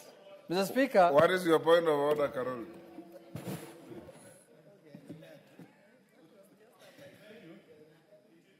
Honorable Speaker, it is true I was very powerful, but I was very passionate about my work. The information the Honorable Member is sharing is inaccurate. He actually lost the nomination. I have an affidavit sworn by none other than the Secretary General of the party then, Professor Nyang' Nyong'o, swearing he was not our candidate. That is the correct position. Mr. Speaker, Mr. Speaker, Mr. Speaker, Mr. Speaker, now that Honorable Karoli wants clarification, I was running against his uncle, Mr. Speaker, who was 8 years old. And when I defeated him, Mr. Speaker, Honorable Karoli brought family issues now to ODM issues, Mr. Speaker. And I defeated him because even in the subsequent election, that was in the nomination. In the real election now, the uncle took another party ticket, another party. And I defeated him in the general election, Mr. Speaker. If he was so popular, he would have won, Mr. Speaker, that. But anyway, Mr. Speaker, that is not what brought us today here. We'll leave it there. We'll leave it there. Order. Mr. Speaker. Yes. Mr. Speaker. Order. Mr. Speaker, it is on record that Honorable Karolias, in his own words, accepted he was a very powerful man. So that confirms the sufferings that I went through his hands, Mr. Speaker. So, Mr. Speaker, let us mourn Baba. Let us mourn Baba because he was a man who stood for justice. And I can confirm here, if it was not him, I would not have been given the ODM ticket. That is the truth. He stood with me. He said, I know. In fact, they brought him a propaganda. How powerful people were he in his office. They went and brought a report that if I am given the ODM ticket, mosques will be burnt, Somalis will be evicted from Bigori. He showed me the report. This is what my officers and my office are giving me. I told him, Your Excellency, Mr. Prime Minister, you remember I have been the mayor for 10 years. How comes mosques have not been burnt? How come Somalis have not been evicted? Mr. Speaker, that is how Baba was. That is how firm he can stand with the minorities and people who are... Order, Karoli. Mr. Speaker, Mr. Speaker, Mr. Speaker, Mr. Speaker, Mr. Speaker, you know Karoli? Mr. Speaker, but Karoli comes from Homa Bay. Eulogize Baba. We are eulogizing Baba. Karoli comes from Homa Bay, I come from Bigori. Mr. Speaker, let me conclude. Order. Let me conclude. Let me conclude. Let me conclude. Mr. Speaker, let me conclude. Karoli. Order. Order, Karoli Omonde. Order. Order. Order, Karoli Omonde. Order, Karoli Omonde. Order, Karoli, you are being disorderly. Order. Order, Karoli Omonde. Order. We are eulogizing a great man. Order, Karoli Omonde.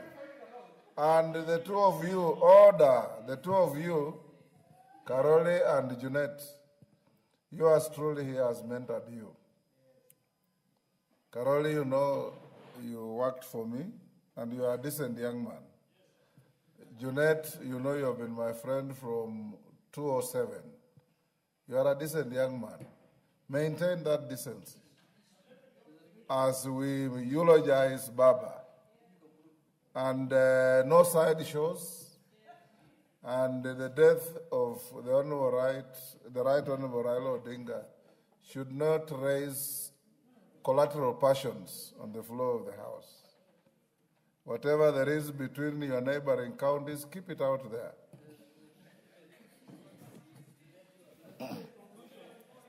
Yes. I can conclude, because I was just narrating history, Yes. Mr. Speaker, but I Yes. conclude by saying that we have lost a great man, Mr. Speaker. May the Lord put his soul in eternal rest, Mr. Speaker. We will miss him, and that is, we will remember him, and his spirits will live with us for many, many years to come, Mr. Speaker. And for those whom he has wronged, forgive him, please. Because every human being is to err. And for those who committed crimes against him also who are here now, please return if there's anything you have done to his family or to himself. Thank you very much, Mr. Speaker. You beg to move. I beg to reply, Mr. Speaker. Sorry. I beg to reply, Mr. Speaker. Thank you. Honorable Mureu, sorry, you have no chance. Order. First, what you asked me you want to do is of little relevance to this eulogy. You said you want to recite Harry Belafonte's Jamaica Farewell. Order. Order. This is a House of Parliament, Millie. Order. Besides, you have already spoken to this motion. Honorable Mureu, everybody knows Harry Belafonte's song that Raila liked. And if you don't know, Harry Belafonte was a personal friend of mine. Harry Belafonte was the husband of the great Miriam Makeba. And Harry Belafonte was a great Jamaican that we all know and respect. You are reciting the song here does not invent anything. Let me now put the question at order number 9, which is that following the presidential proclamation issued on 15 October 2025 regarding the passing on of the Right Honorable Raila Amolo Odinga AGH, the former Prime Minister of the Republic of Kenya, yes, then EGH, now CGH, posthumously, the former Prime Minister of the Republic of Kenya, and pursuant to the provisions of Standing Order 259D1, the tributes of this House be recorded in honor of the late former Prime Minister's contribution in this House, his selfless service to the Republic and the continent of Africa, and for his role in promoting democracy, peace, and stability in Kenya and the region. As members of that opinion say aye. Will those of the contrary opinion say nay? The ayes have it, and I direct that the additional proceedings of this afternoon, and I direct further that you expunge the exchanges between Junet and Carolo Mondi from the Hansard, be prepared and be put as an addendum to the Hansard record that I gave to Mama Ida at the funeral in Bondo, so that we can be able to give the leadership, Junet and Millie, the updated record to present to Mama Ida. Make sure you expunge the trivialities that were seen here between Carolo Mondi and Junet Mohammed as to who was powerful, as to who was manipulating tickets, as to who was putting up an angle for a candidate, and all those have little to do with the stature of Raila Amolo Odinga.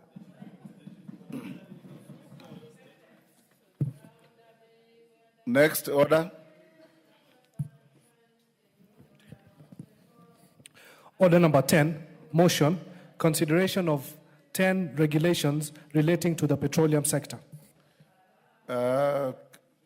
Gishimu, order, Millie, order. Gishimu, go on. Thank you, Honorable Speaker.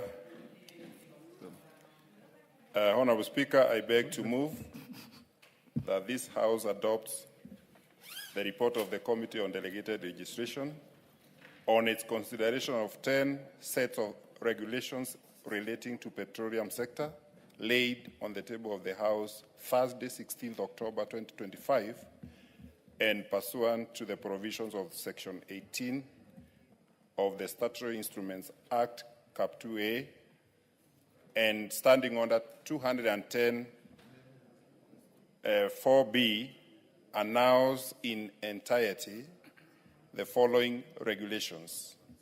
1, the Petroleum Business Licensing and Petroleum Logistics Facility Construction Permit Regulations 2025, legal notice number 95 of 2025.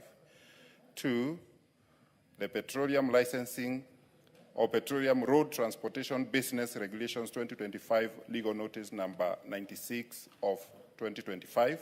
3, the Petroleum Operating of Common Petroleum Facilities Regulations 2025, legal notice number 97 of 2025.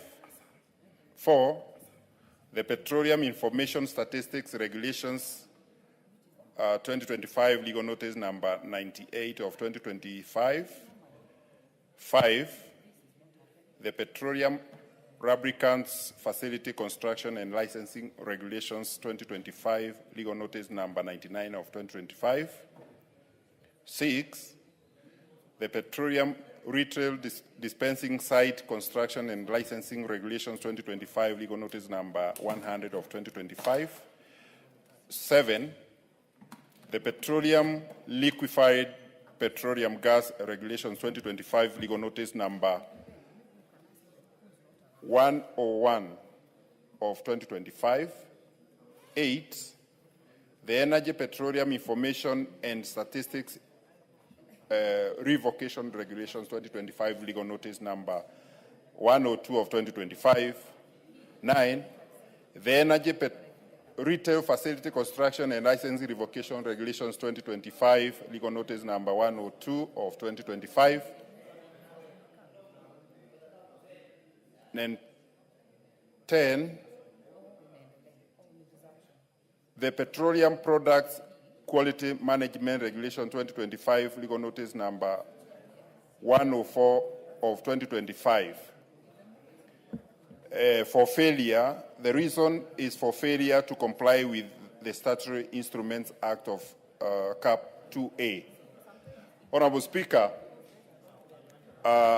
this is a very straightforward motion because the only reason that the committee is seeking to have these regulations nullified is because they offend the provisions of Section 11, subsection 1 of the Statutory Instruments Act, Cap 2A, which provision, Honorable Speaker, require that a cabinet secretary in charge of statutory regulatory making authority shall submit regulation upon publication within 7 sitting days before the responsible clerk for tabling in Parliament. So these regulations, Honorable Speaker, all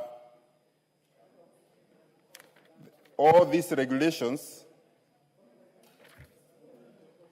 were published on the 30th May 2025, and they were submitted before the Clerk of the National Assembly on the 11th July 2025, way beyond the requisite time of the 7 sitting days. So, Honorable Speaker, while the Committee on Delegated Registration is also mandated to look at the matters, public participation, the compliance with the Constitution and the Parent Act, the committee did not delve into those considerations because actually these regulations were brought before the House out of time.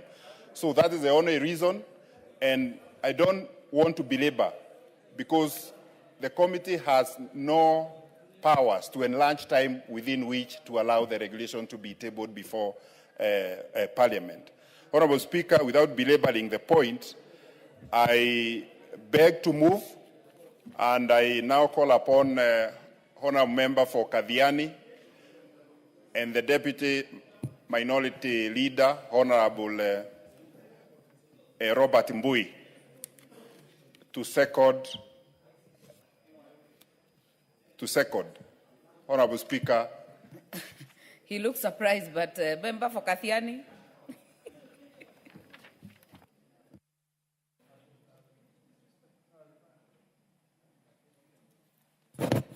Thank you, Madam Speaker, for I rise to second this motion. Madam Speaker, when dealing with the regulations there is quite a lot of considerations that the Committee of Delegated Legislation makes. Madam Speaker, first and foremost, we always make sure that the regulations are constitutionally correct by checking them against our Constitution of Kenya 2010. We also check the regulations to make sure whether they are also they are aligned to the parent act.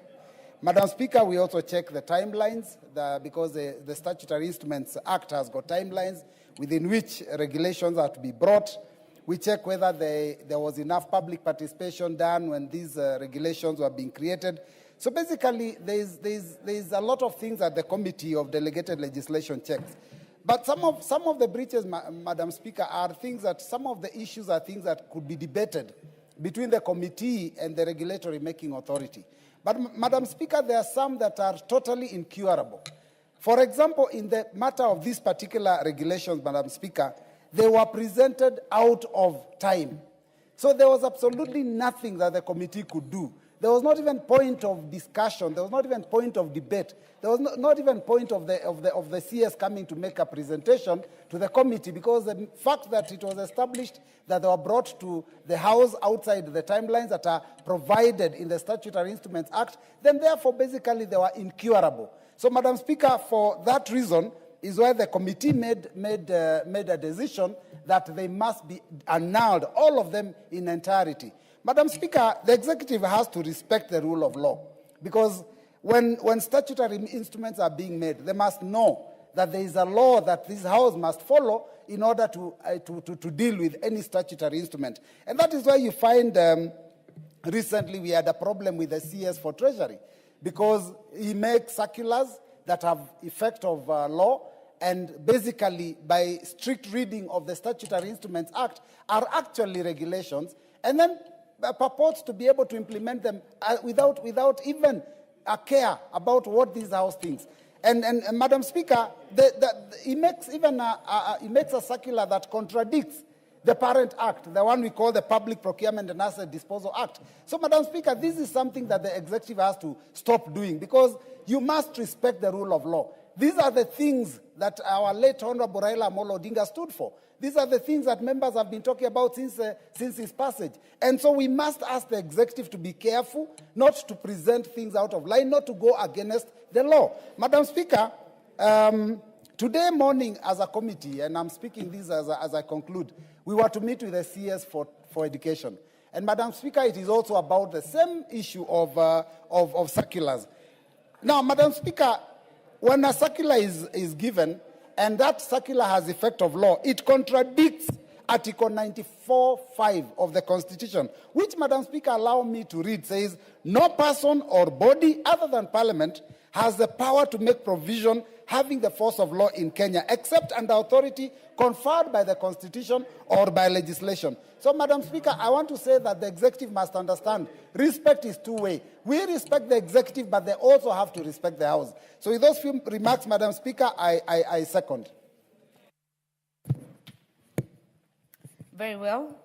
Honourable members, I therefore propose the question that this House adopts the report of the Committee on Delegated Legislation on its consideration of 10 sets of regulations relating to the petroleum sector, laid on the table of the House on Thursday, 16th October 2025, and pursuant to the provisions of Section 18 of the Statutory Instruments Act, Cap 2A, and Standing Order 2104B, annuls in its entirety the following regulations. Number one, petroleum business licensing and petroleum logistics facility construction permit regulations, legal notice number 95 of 2025.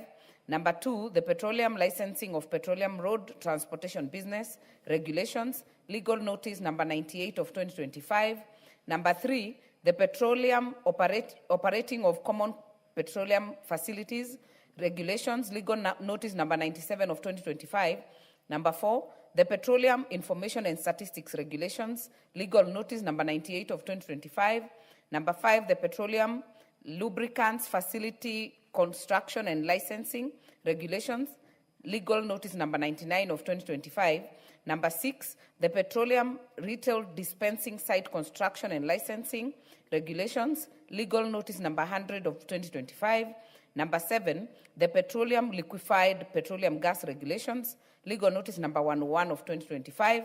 Number 8, the energy, petroleum information and statistics revocation regulations, legal notice number 102 of 2025. Number 9, the energy, retail facility construction and licensing revocation regulations, legal notice number 103 of 2025. And finally, the petroleum products quality management regulations, legal notice number 104 of 2025. Honorable Sumkuli. Yeah, Madam Speaker, in support of this motion, I just want to urge the House to nullify these regulations. When these regulations were presented before our committee, there were two problems. One is that they were actually dead on arrival because they were not presented within the time that is required under the Statutory Instruments Act. So we did not open the regulations to actually look into them. And unfortunately, Madam Speaker, it seems that the executive wanted these regulations to pass by a fraction of time. Because if by tomorrow, actually, these regulations stand, they'll have the force of law without Parliament considering them. So it is very crucial that we actually reject them today so that the executive can republish them and come and defend them within the given time. Madam Speaker, I support. Very well. Honorable members, I see some members who have cards on, but they are not in the House. Sanei, Wajir North, Yusuf Hassan, Honorable Ngusia, CNN. Are you willing to speak on this one? If not, Honorable Kagusha, Karoli.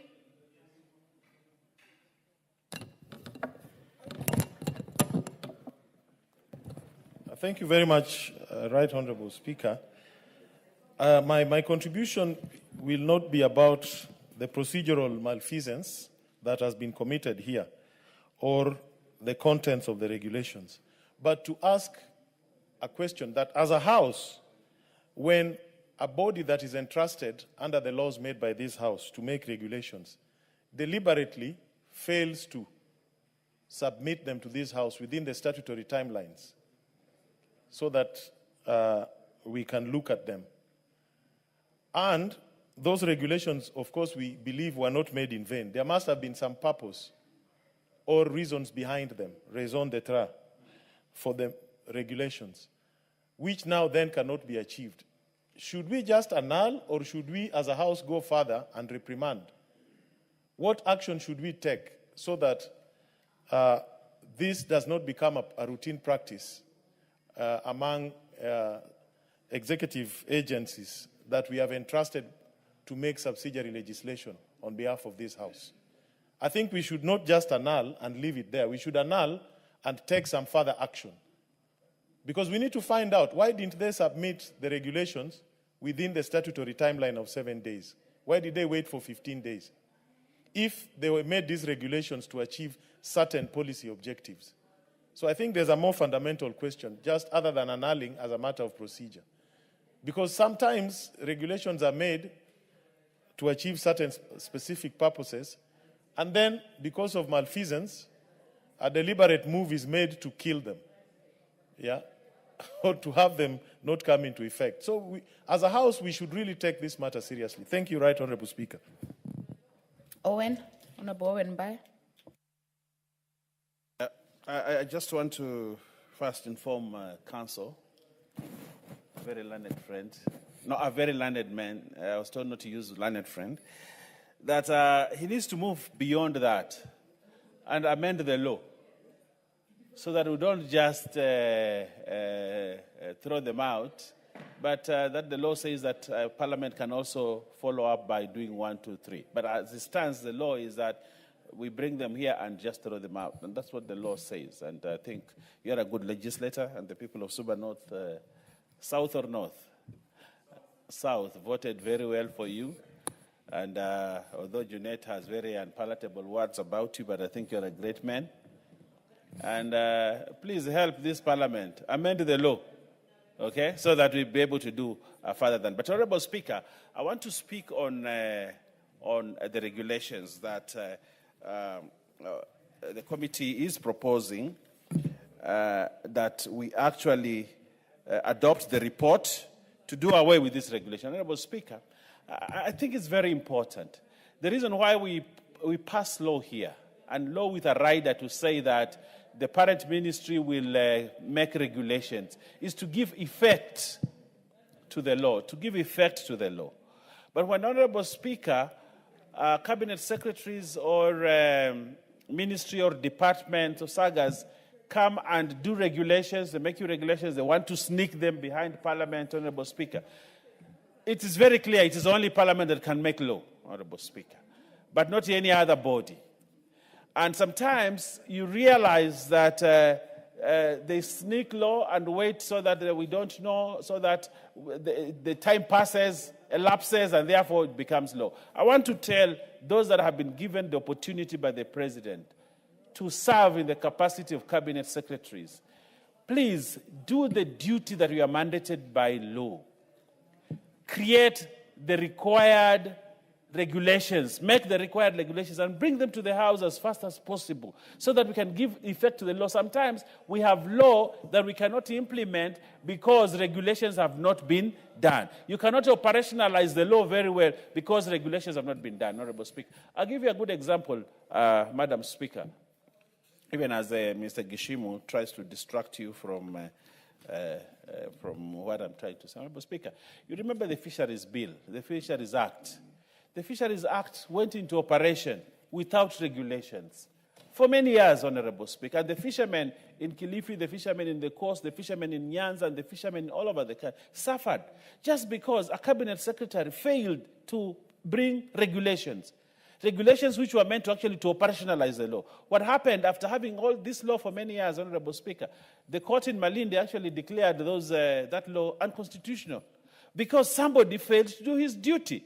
So today we are here, sitting here, a total number of 10 set of regulations, Honorable Speaker, are being annulled here just because somebody did not do his job properly. It's a waste of time, waste of taxpayers' time, waste of taxpayers' money, and a waste of the industry. The petroleum sector is very important in this country. The petroleum industry, very important. One of the places that we must have regulations on time is the petroleum sector because it drives almost every part of the economy. But when a cabinet secretary does not do the right thing, and Parliament has now to quash all these 10 regulations, Honorable Speaker, just because somebody failed to do his duty, Honorable Speaker, that is despicable, and that should not happen in this country. And this Parliament, I want to tell them, this Parliament is awoke more than any other time. We see what they think we cannot see, and we discern what they think we cannot discern.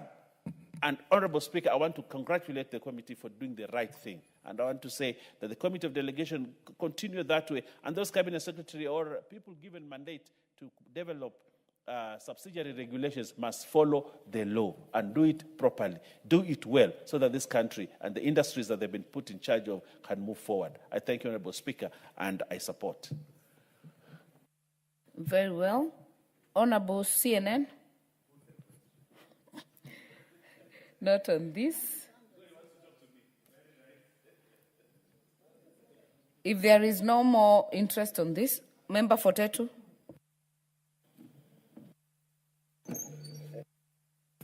Thank you, Madam Speaker. Madam Speaker, we have all been complaining, or maybe some of us in this House, about what we see as continued executive overreach.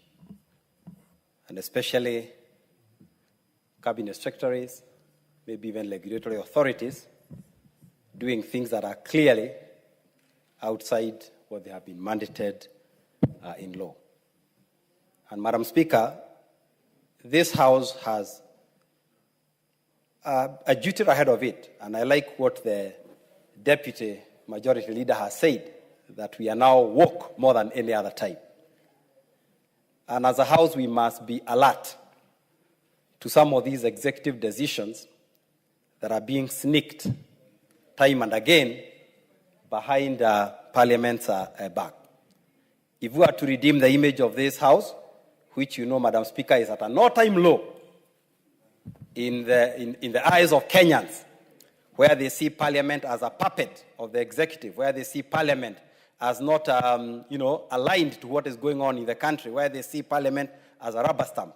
So it is very, very important that when we pick up these sort of issues, that then Parliament is seen to stamp its authority on this. So, Madam Speaker, I fully support, and I also support those who say that it should not end here.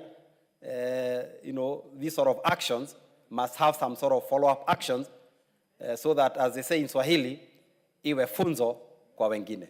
Thank you, Madam Speaker. Very well. There being no more interest on this, I'll call the mover to reply. Thank you, Honorable Speaker. As I reply, I want to thank members who have contributed to this motion and supported. And I would like to indicate that the law limits us as Parliament through the Committee of Delegated Registration to annul where regulations have been submitted out of the requisite time. And that also gives us a room as a Parliament or any other member who may wish to amend the law so that we can also reprimand where people or where the regulatory making authorities do not make or do not do what is required as per the law. And also, let me also correct what has been said by Honorable Member for Tetu. Actually, these regulations were not sneaked to Parliament. It's only that they were submitted out of the time required by the Statutory Instrument Act. So, Honorable Speaker, I thank you, and I also take this opportunity to thank the Office of the Speaker and the Clerk for facilitating the committee and all the members of the Committee on Delegated Registration, led by the able Chair, Honorable Samuel Chepkonga, for the good coordination we are doing in that committee. Thank you, Honorable Speaker. And I beg to reply. Very well, we shall defer the putting of the question. Before we go to the next order, under order number 11, we shall step down Roman 2, so we will be dealing with Roman 1 under order number 11. Order number 11, Committee of the Whole House.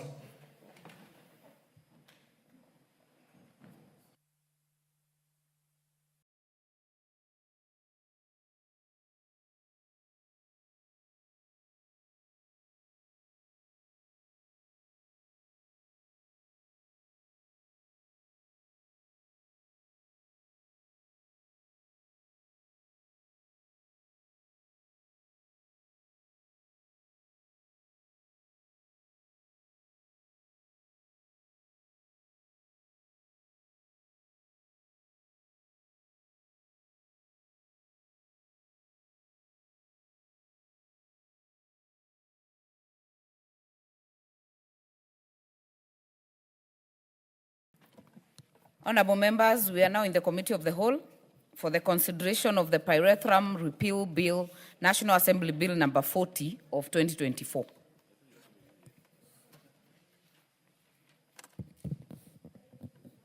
Clause 2. Honorable members, I propose the question that Clause 2 be part of the bill. Has no amendment. I now put the question that Clause 2 be part of the bill. Will as many as are of that opinion say aye? Will as many as are of a contrary opinion say nay? The ayes have it. Title. I propose the question that the title of the bill be the title of the bill. I now put the question that the title be the title of the bill. Will as many as are of that opinion say aye? Will as many as are of a contrary opinion say nay? The ayes have it. Clause 1. I propose the question that Clause 1 be part of the bill. No amendment. I now put the question that Clause 1 be part of the bill. Will as many as are of that opinion say aye? Will as many as that have a counter opinion say nay? The ayes have it. Honorable members, we have come to the end of the Committee of the Whole on this bill. I will therefore call the mover to move reporting.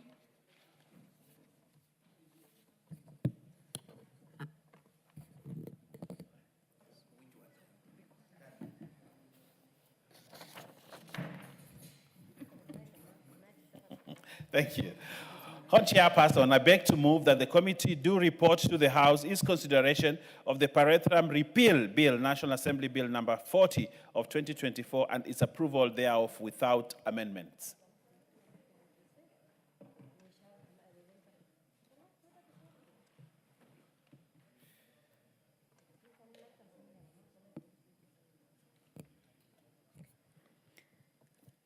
I therefore put the question that the committee do report to the House its consideration of the Pyrethrum Repeal Bill, National Assembly Bill number 40 of 2024, and its approval thereof without amendments. Stand up, stand up, stand up, stand up, stand up, stand up, stand up. Amen, stand up, stand up.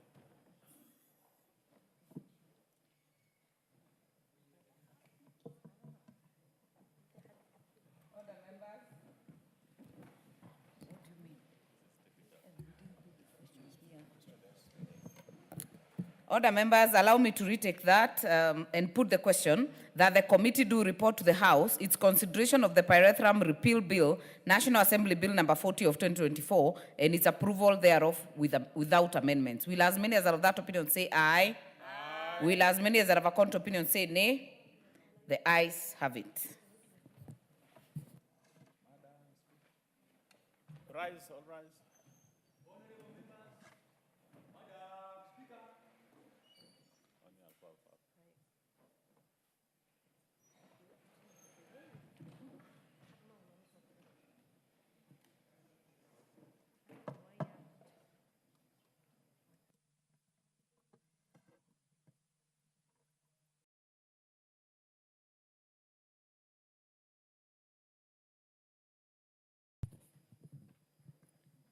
Chairperson.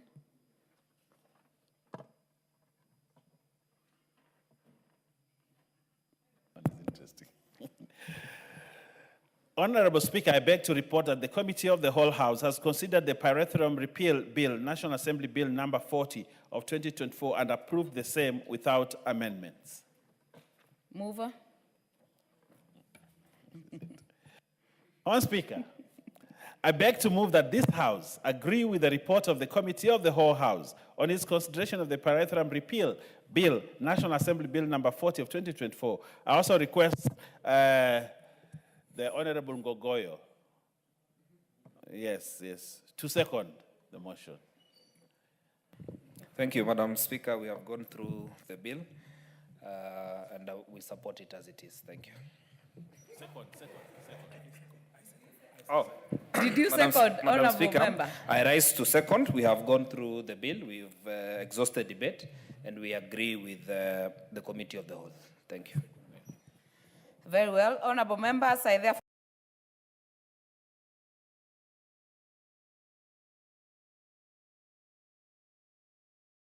propose the question that this House do agree with the report of the Committee of the Whole House on its consideration of the Pyrethrum Repeal Bill, National Assembly Bill number 40 of 2024.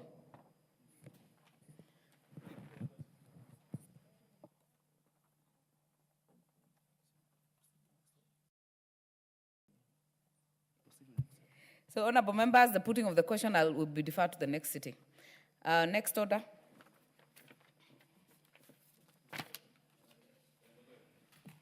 Order number 12, the Maternal, Newborn and Child Health Bill, Senate Bill number 17 of 2023. Resumption of debate. This was already moved by the Chair, Health Committee, who was on the floor.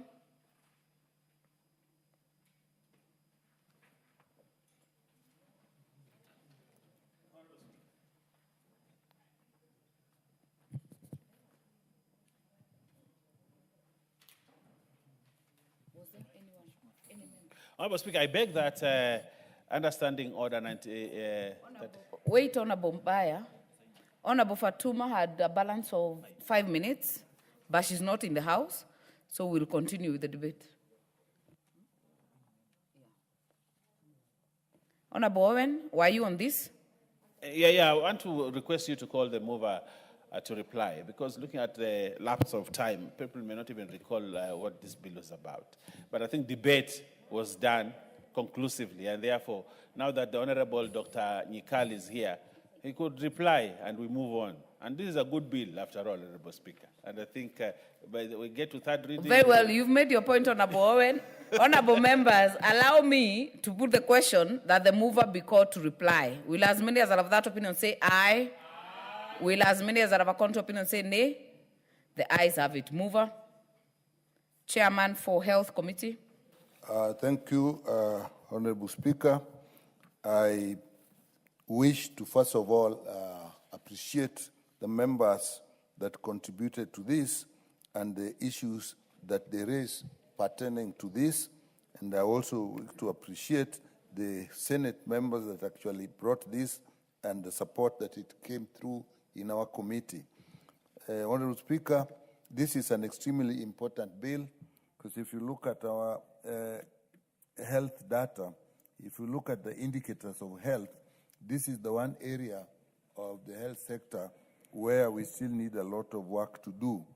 If you look at our maternal mortality, it's actually still high, and with that, the perinatal mortality is equally high, both of which are indicating that we have problems in the area of antenatal care, delivery, and the care of children immediately after birth. Therefore, this bill is important, is actually addressing this, and therefore I expect that we will soon bring it to the committee of the whole House and make it eventually an act of Parliament. With that, Madam Speaker, I beg to reply. Very well, we shall defer the putting of the question. Next order.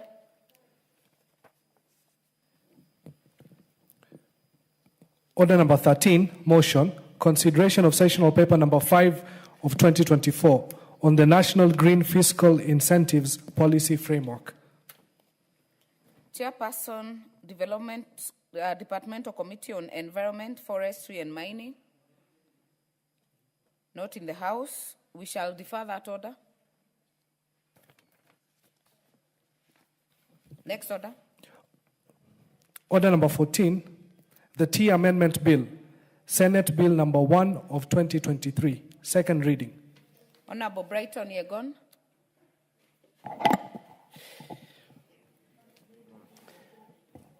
Honorable Speaker, I rise to move the Tea Amendment Bill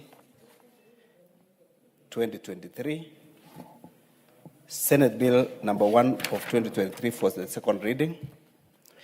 The principal objective of this bill is to amend certain provisions of the Tea Act, Cap 343, to restructure the value chain, enhance transparency and accountability in the tea sales, improve grower earnings, promote value addition, and strengthen regulatory framework governing the tea industry in Kenya. Honorable Speaker, the bill aims to achieve this by providing for institutionalization of direct sales of tea, establish a direct settlement system to guarantee timely disbursement of tea proceeds to growers, incentivize the value addition of Kenyan tea by exempting certain categories of packaged tea from levy, devolve specific regulatory functions to county government, enhance the governance architecture of Tea Board of Kenya, and harmonize the statutory definitions of terminologies employed within the Tea Act to ensure legislative coherence and administrative clarity. Honorable Speaker, allow me to highlight some of the specific issues that the bill seeks to address. One is direct sales. The bill proposes to introduce provisions for direct sales of tea by allowing licensed factories to or entities to representing growers to engage in direct sales. Madam Speaker, tea proceeds management. The bill proposes to establish direct settlement system for depositing proceeds from direct sales of tea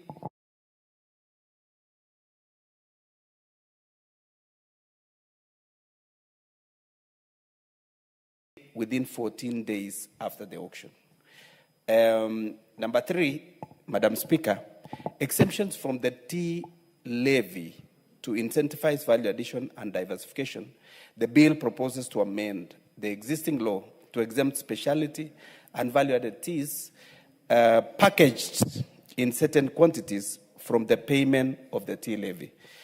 Madam Speaker, number 4 is participation of factories in direct tea sales. The bill proposes to amend the existing laws to allow licensed factories to participate in direct sales in Kenyan or overseas, as well as tea auction.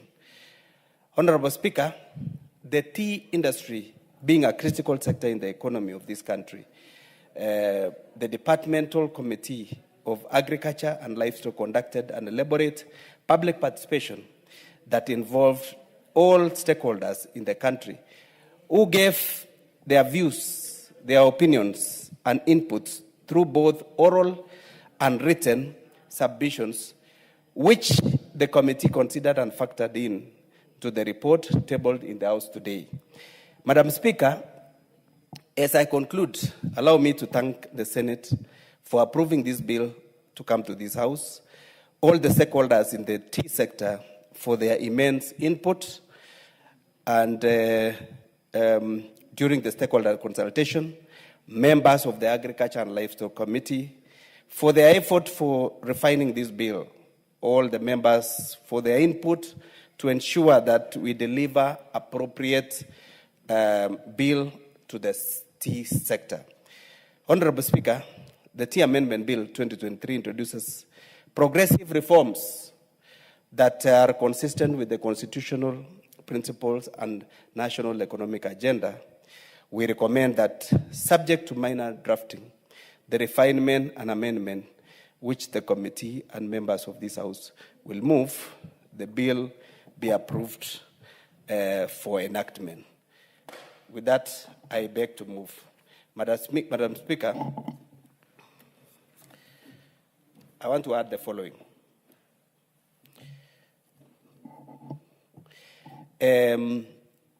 Recently, there was a release of second payment, which is called tea bonuses for our tea farmers. And the performance of the tea industry was very dismal. In the past 3 years, actually 3 years ago, tea farmer got a second payment of almost 31 shillings per kilo. Last year, tea farmers got 20 shillings per kilo, especially in my region. And recently, this year, from my factory, a tea farmer got 12 shillings per kilo. That is in the west of Rift, that is in my factory. There is variation and dismal performance, especially from the factories that are from the west of Rift. And when you look at the performance of factories from the east of Rift, which is the central region, which is the Meru region, which is the Embu region, performance in the past 3 years also has dwindled.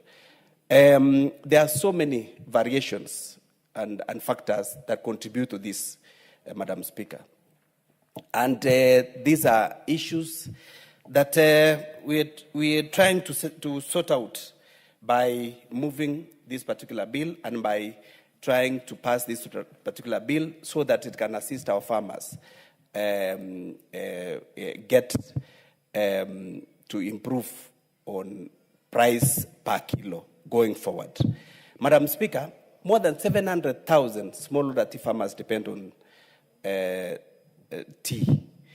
And from the 700,000 smallholder tea farmers, last year alone, this country got in foreign exchange or money that came to our economy more than 215 billion. The other year, this country got almost 175 billion. And this year, it got more than 230 billion Kenya shillings that came to our economy. Tea in Kenya is almost the third foreign income earner. And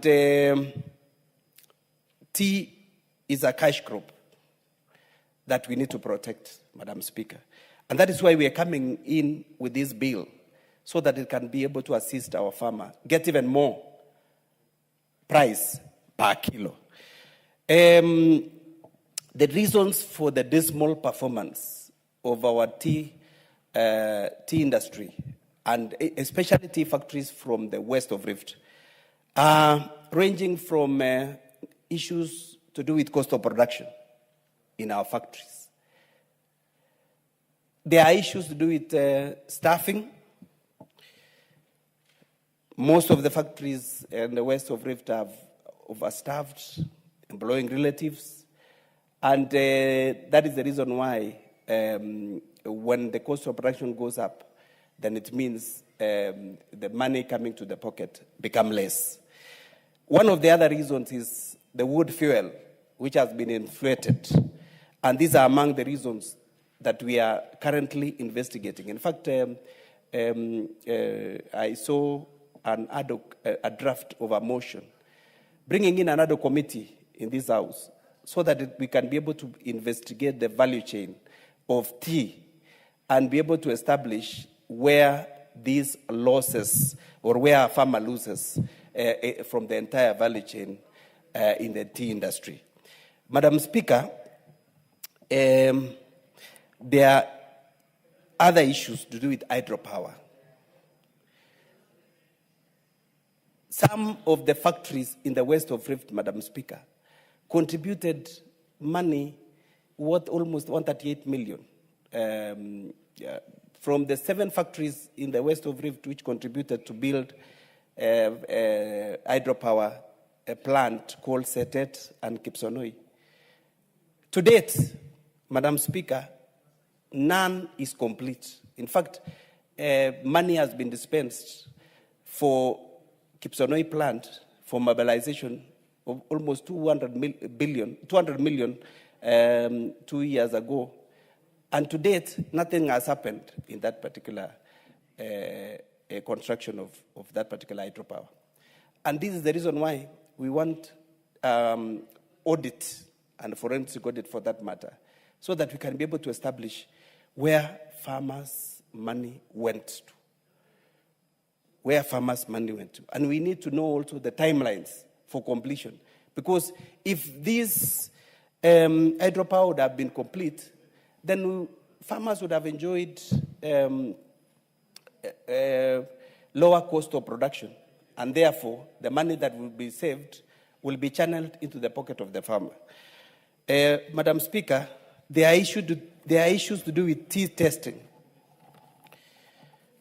Farmers are complaining that in this time and age, we are still testing our tea using organoleptic, which is using testing by mouth.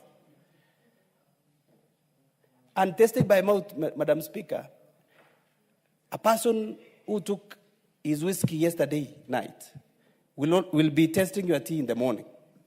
A person who takes the tobacco will be testing your tea in the morning and will be giving a value to that particular tea.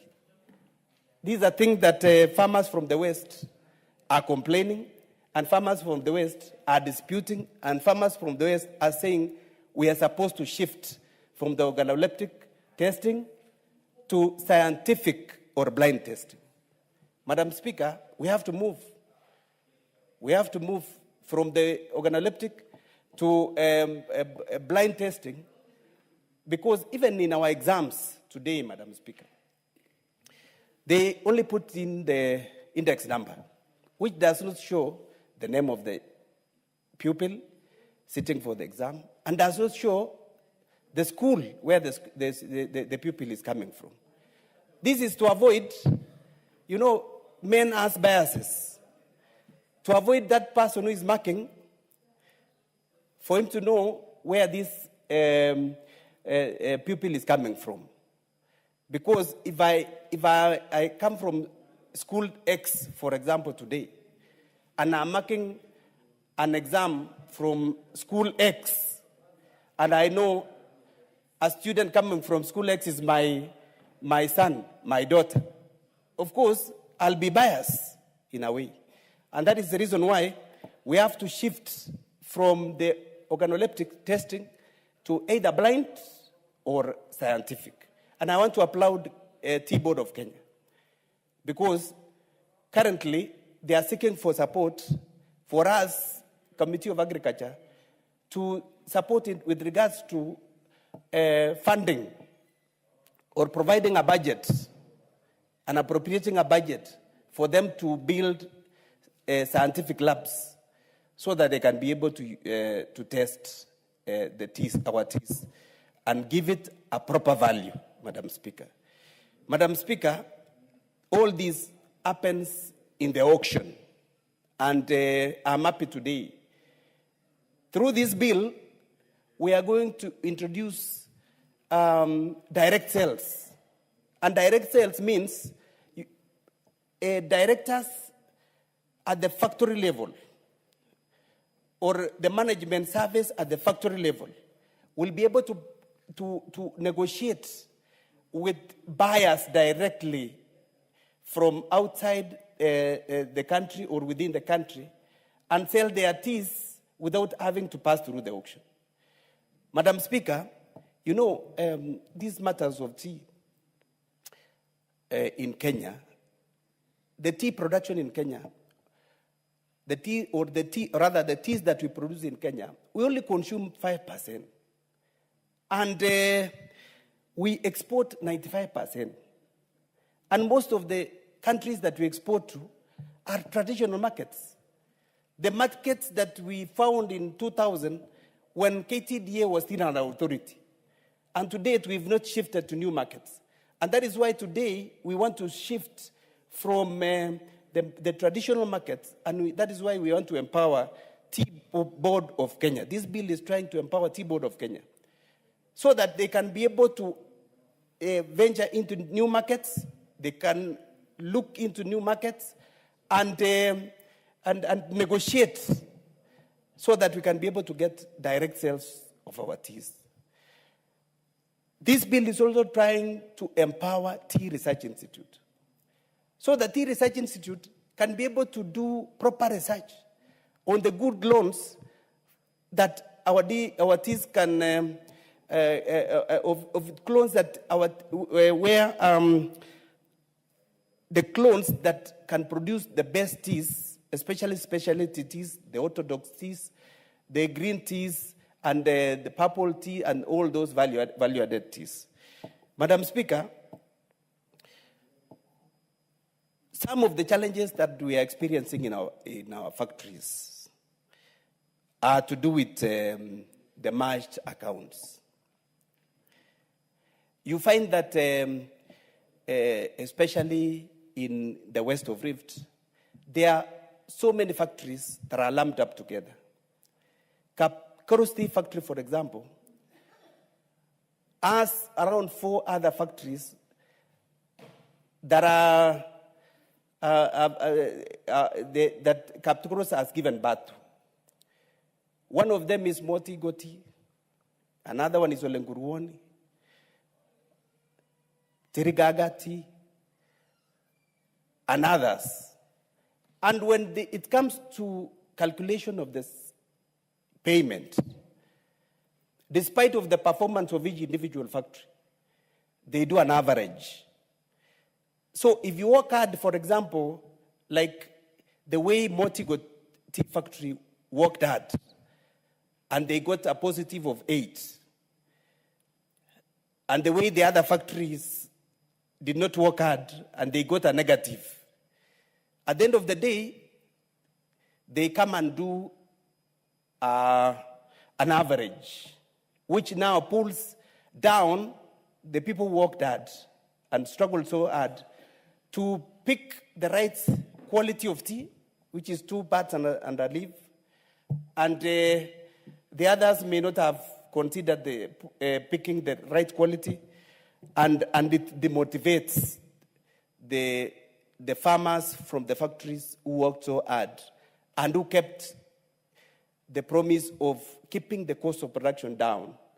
And therefore, at the end of the day, they become demotivated.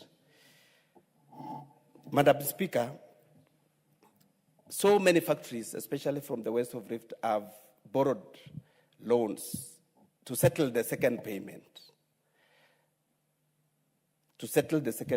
Based on the volumes of teas and valuation of teas that are in the stores or in the warehouses in Mombasa. Madam Speaker, with introduction of this bill, we want tea bonus payment to be valued and to be paid every quarterly, so that farmers can enjoy whatever you get in the quarter, you enjoy that one in that particular quarter. Because at the end of the year, there are normally so many stories that there are wars in this country, and therefore, that has contributed to the minimum earnings that you've earned in that particular year. So we want the tea farmers to enjoy whatever they earned for in that particular quarter. KTDA or any other management agency that manage for them to do their calculation and give them their second payment in quarterly so that they can be able to enjoy. Madam Speaker, with those few remarks, I beg to move. Thank you so much, Madam Speaker. Who is seconding you? Madam Speaker, I want Sabina, who is also a member in agriculture, to second. Thank you. Honorable Sabina Shege. Thank you, Madam Speaker. And on the onset, I want to say that I am also a tea farmer, Madam Speaker, and I'm happy to be seconding this bill, and I'm also a member of the Agriculture Committee. Madam Speaker, this bill is not for farmers of east of Kenya or west. It's a bill that is supposed to be addressing the issues facing the tea farmers. And I would just like to encourage my vice chair. It doesn't matter the region you come from. These are growers of tea, and this is a crop, a cash crop that some of us went to school, courtesy of the tea. Madam Speaker, I'm also aware of where your origin you come from. If it were not for tea, you may not have seen the door of high school. Madam Speaker, we have had challenges and success stories within the tea sector. But this bill is very specific on some issues. The first one is encouraging the issue and looking at the value chain.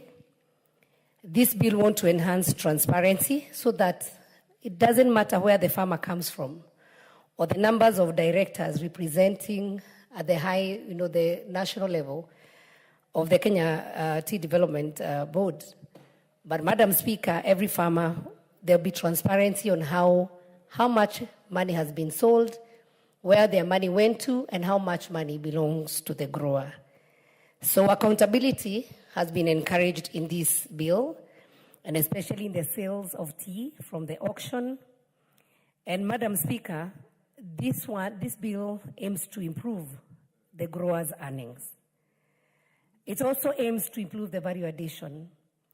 The tea in Kenya, we have very good tea, but sometimes when we sell black tea and it's not value added, apart from few companies are now adding value and packaging as Kenyan tea, it just gets to the market and it's taken as normal tea or tea from other countries. And this is our tea that is boosting the teas from other countries.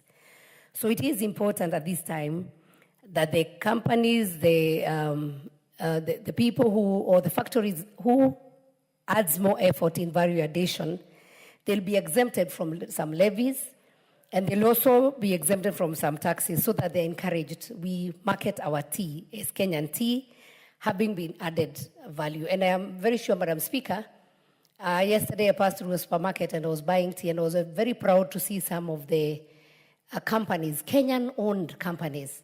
They have detox tea. I saw there was even a night tea, morning tea, moon tea. I was very, very, very, very impressed. Even the dawa that we take, that sometimes you have to go and buy it very expensively. So there's now blended tea with ginger and everything, and it is made in Kenya. This is encouraged, Madam Speaker, and I'm very sure we can be able to fetch more for the farmers if we are able to add value instead of taking our tea in forms of bags when they are taken to the auction. This bill will strengthen the regulatory framework, Madam Speaker, that is governing the tea industry.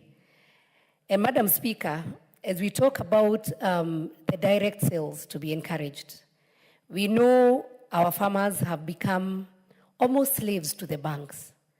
Madam Speaker, our farmers, when it comes to taking their children back to school, they will go to the local banks and just go and take a loan. And this loan is based on the pay slip that they got either from the previous bonus or what they get monthly. And the bank managers are happy to quickly, count for them. And the interests are not that easy, Madam Speaker. So you find that the tea farmer, apart from the small monthly earning that they get, Madam Speaker, and this they normally divide with the tea pluckers, the people who pluck tea, who are also very expensive, Madam Speaker. You find that the farmers get nothing, almost nothing at the monthly level. And so when this money is kept for the farmer, then it becomes a total loss, because by the end of the day, when they are being paid bonus at the end of the year, they go back to the bank where the money passes through, then they find they actually have a negative. So the farmer is left with no other alternative but to borrow again. And so they have become slaves, Madam Speaker, to these commercial banks. And so once we are encouraging the direct sales, there is also the issue of timely payment to the growers, and also to make sure that this tea, once it's sold at the auction, within 14 days, when the money is paid, then this money is paid back to the farmers. And Madam Speaker, we are also encouraging that bonus is paid quarterly. We know we know our children go back to school in May, in August, and January. So we have the 3 seasons. So if this bonus is paid quarterly, Madam Speaker, the farmers will not have any business to go and borrow, because they will have money. And then they're able to plan for their own money, Madam Speaker. But we have also seen sometimes there is also misuse. When bonus comes in, I think where you come from, we are just a few varies across each other, where we had men disappearing during Christmas and only them showing up January or at the end of December, broke, beaten, because they took their money elsewhere, where they went and got a bit confused, took a little bit of some alcohol, and forgot that they had wives who had toiled so hard to make sure that they get the tea proceeds. So, Madam Speaker, all I would want to say is this. I hope this bill will cure, and the tea board, as it comes in, they'll be able to address the many challenges that might be, my vice chair also alluded, were not part of the bill, but he took the chance to allude to the challenges that the tea farmers are facing. Of course, when the dollar is high, last year, Madam Speaker, we had very good payments. But at this point, Madam Speaker, this year, where the dollar still remained at 129, this affected our farmers' payments. And of course, the other challenge is the issue of fertilizers. There's the issue of some of these tea factories are also very old. So running those machines that keep on being repaired is also a cost. And Madam Speaker, the tea research I hope they can be able to quicken and fast track. There is orthodox tea, and I want to say that one of our factories called Gere. Very soon, we are hoping the president will come and launch the orthodox line. And the farmers who actually did orthodox tea got very high returns compared to the normal black tea that we are used of. So it's a high time as a country. We do the research, and then we help our farmers improve. Some of the bushes, Madam Speaker, when I was born, those are the same bushes we are still plucking in till today. So quality also cannot be compromised. If you don't follow up on the 2 leaves and a bud, then you also don't expect that you're going to get good quality and good price. So we will encourage each other. Let us learn from where we have failed so that we can be able to improve. And I hope, Madam Speaker, that this bill, when it is addressed and when it comes to pass, we will no longer hear the stories of these are from West or from East. We'll hear about tea growers from Kenya. We'll hear about equality and equity, Madam Speaker. But also, a farmer can be able to clearly tell, this is my quality, this is the price I got, and transparency is going to be encouraged. So I second, Madam Speaker, and I'd wish to ask the House to second this bill so that the quagmire, the confusion, the rumors, the propagandas, and even the politicization of tea can stop with this bill. I thank you, Madam Speaker, and I second. Very well. Honorable members, I therefore propose a question that the Tea Amendment Bill, Senate Bill number 1 of 2023, be now read a second time. Member for Tetu. Thank you, Madam Speaker. Madam Speaker, half of my constituency grows tea and the other half coffee. And anything that we can do at this time to improve the plight of our farmers, as a house, we will really be adding value to the lives of Kenyans. It is true, Madam Speaker, that in the just concluded financial year, there was a huge discrepancy in the payment of tea bonuses. Especially some factories in the west of this country got very low returns, and others did very well. And both the proposer and the seconder of the motion have attributed some of the reasons: the age of the factory, the quality of the tea, the age of the bushes. There are many factors that lead to some of these things. But more importantly, Madam Speaker, it is the management of the factories. My own factory, Gaduthi Tea Factory, had the third highest payment, and I must openly congratulate the directors in the country. It's an old factory, but they have continued to work hard to deliver 57 shillings and 50 cents in bonus, which was the third highest in the country. So it is important that we also address the issue of management. We know a lot of these factories have borrowed left, right, and center from banks. Part of the money was misused, and now they are paying huge interest, for some of these loans, which is eroding farmers' earnings. We also know there is this infighting within KTDA that has persisted for a long time.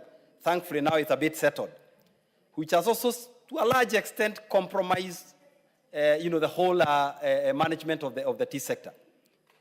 So, Madam Speaker, any bill to improve the plight of farmers, and especially the provision to pay bonuses quarterly, that will be a game changer in this country.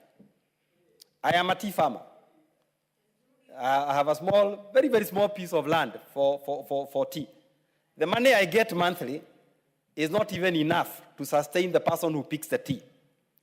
So as a tea farmer, I wait a whole year with all my problems, waiting for that magical thing called bonus. And like the proposer and the seconder has said, we have children who need to go to school. So you go to a lot of these tea growing areas, and the tea farmers are poor. Imagine, Madam Speaker, even you, if this parliament told you that you'll be earning your salary only in December the whole year. So I don't know where, I think this bonus issue, it's a strange invention. How do you ask the person to toil on their farm every day? then the only reasonable payment they get is after 1 year. Yet, Madam Speaker, we know tea is sold weekly. Tea is sold monthly. Like now, my own factory, Gaduthi, they have reported to me that their tea for September, they do not even have a single bag in Mombasa because they have high quality tea. It's already been sold. So why should that farmer wait a whole year? So we are impoverishing our people through an ancient, archaic system of paying bonuses, yearly. So, Madam Speaker, these and very many other progressive pieces of legislation that have been added to this tea bill, the tea regulations amendment bill, is something that this House, should be able to embrace. Maybe we should even be considering direct settlement system, like whatever we've been fighting for coffee farmers, so that when my tea is sold, the kilos are known, there's a formula, and I get my money, through M-Pesa, and that will encourage more and more farmers to embrace, tea growing. So this is a progressive bill. It deserves the support of all of us in this House. We hope there are no hidden issues, but I trust the mover, since he comes from a tea-growing region. Madam Speaker, sometimes we have huge bills, so we are only told the positive part. Then you have some little hidden issues. So, but because I know he is looking for re-election and he cannot afford to... Member for 10, that is why you must also read for yourself. Madam Speaker, I've read bits and pieces, but it's a big bill. So, but because he comes from, and he's also seeking the election, he cannot afford to mess up his tea farmers, neither can I. So, yes, I support. Thank you. Member for Kitui Central, Dr. Makali.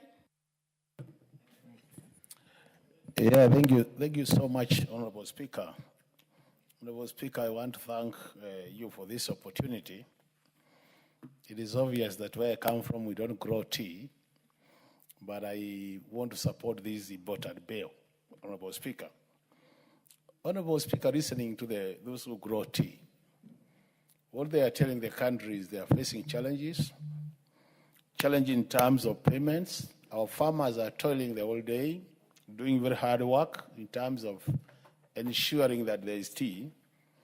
At the same time, we all know that the quality of our tea, Kenyan tea, all over the world, is very high quality. And actually, in most cases, is used to improve the quality of tea from other countries. That being the case, we expect our farmers to get a very good return for the tea. But you can hear from those who wear that shoe that things are not working. And that's why this bill becomes very important, Honorable Speaker, that we are able to support even those of us who don't grow tea. Why am I supporting this? I'm supporting because when the tea farmers do well, the farmers from Kitui and the southeastern part of this country who grow what we call ndengu will also be able to support, to benefit as the next group. So, Honorable Speaker, what we are saying is Kenyans from all over the country do grow different crops. And others have their own economic activities. Like when I look at the lake, they have the fishing sector, which is their source of income, Honorable Speaker. And I think what we should be doing as a House is to ensure that we put in place strategies, structures, and even if there is need, legal frameworks, which ensure that whatever economic activity Kenyans are engaged in, Honorable Speaker, that the returns are optimized. In that case, we'll be helping it. We know very well in this country, and when we look at the history of the country, the tea farmers, the coffee farmers, the sugar farmers have actually benefited a lot since independence. Those who depend on blue economy, and I can see Dr. Ikal here, I can see Baya here, they only started benefiting the other day. Blue economy is a new thing in town. Those who are growing dengue like us, we are yet to benefit. I do remember there was the MAG bill, which was sponsored by my senator, which didn't see the end of the tunnel, and it died a natural death. So, Honorable Speaker, even as I support this bill, I would want to see a situation where even us, who will be proposing bills relating to our crops, are also supported. So at the end of the day, Honorable Speaker, we don't appear like some people are being favored in this country when it comes to issues like, like Honorable Speaker, I sit in the budget committee. We have this fund for the coffee farmers, where we put every year about 3 billion to support coffee farmers. Now, this is another bill which is targeting the tea farmers. In the past, we have had the sugar farmers being built out by the government using the still public resources. So we need to come up with an equitable way of ensuring that each region of this country benefits from some of these things, Honorable Speaker. So, Honorable Speaker, I want to say I support this bill, and it is my wish to see tea farmers getting better returns for their tea, because Kenyan tea is being internationally recognized as one of the best in terms of quality in the world. So that being the case, it is very unfair that people just do a minimal value addition and they get 10 times returns compared to what the farmer, who on day-to-day basis is in the farm, gets. And I think that unfairness should actually be sorted out by bills like what we are doing. And I would really encourage that once the bill is passed to be an act of parliament, Honorable Speaker, the other step is enforcement, implementation. Honorable Speaker, we have seen bills which are passed in this House, and up to now, some of them have never been operationalized, Honorable Speaker. Meaning the bill has been passed by this House, is still in the shelves. So my prayer is that once this becomes an act of parliament, and I see very good signs that it's going to become an act of parliament, that then the issue of making it operational is taken up very seriously, and then we can ensure that our colleague, who seemed to have to be the only survivor from the last election from the region, can be another survivor for the third term by championing this bill. And I wish him well, because I know he's a good legislator. I've heard what Ndeto has said, Mheshimiwa from Nyeri. I see a situation where also this could provide an opportunity. And also said and done, Honorable Speaker, you as to really where you sit, Honorable Speaker, because I know you also have an interest in this bill, depending on where you come from. We wish you well. So we'll be supporting this bill so that our colleagues can have that opportunity to help their farmers, but indirectly also help themselves. With those many remarks, Honorable Speaker, I support. Thank you so much for the opportunity. Very well. Member for Runyenjes, Honorable Eric.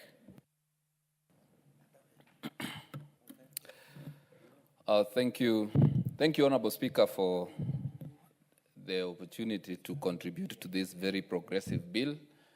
And Honorable Speaker, may I state that I represent a constituency where tea is grown in very large numbers.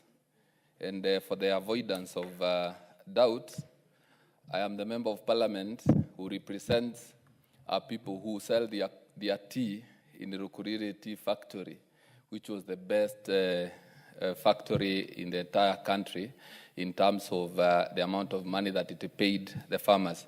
So as the Honorable Vice Chair is complaining that some people got better and others didn't get as much, we are the people who got relatively more than them. And I wish to thank him for this bill, because this bill is going to help our farmers get more returns from it.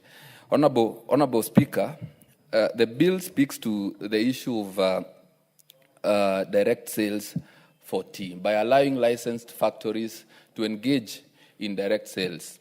And most importantly, Madam Speaker, is that the bill proposes a sales settlement system so that after tea is sold at the auction and it is paid within 14 days, and Madam Speaker, I don't see the reason why tea is bought in January and farmers have to wait for the money until around 10 to 12 months so that they can be paying the same money that they earned many months ago as bonus. So I am a tea farmer myself, and I represent a constituency that has coffee farmers and tea farmers. Already the coffee farmers are benefiting from the direct sales settlement system, because once coffee is bought at the auction, it is paid within 14 days. For instance, the coffee that was sold, Madam Speaker, the coffee that was sold between April and July has already been settled and paid.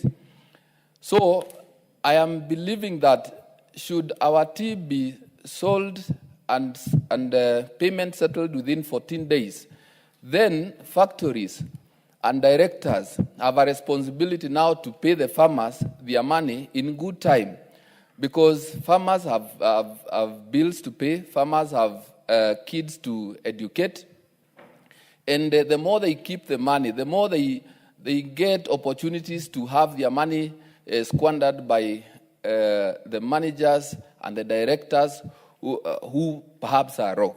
So, Madam Speaker, I believe that this law is very progressive. It also provides for the exemption from tax for the factories that are going to do value addition. And nowadays we have seen so many factories, including Mungania and the Rokoria tea factories that are in my constituency, are already doing value addition. So exempting these factories, or rather these factories from payment of tax for products that are value added, means more income to the farmer. And the reason as to why our people are engaged in farming is so that they can get more income from the activities that they do. Honorable Speaker, earlier today I rose here to ask for a statement regarding the delayed payment for milk farmers. And you see, Honorable Speaker, the same people that are doing tea farming are the same people who are doing coffee farming, are the same people who are doing dairy farming. And the common issue that we must address as a government and as leaders is the issue of settlement of dues owed to farmers timely. Because how do you explain, Honorable Speaker, a situation whereby a farmer has to deliver their product, let's say milk, and 4 months down the line has not been paid, yet they have household bills to pay and such.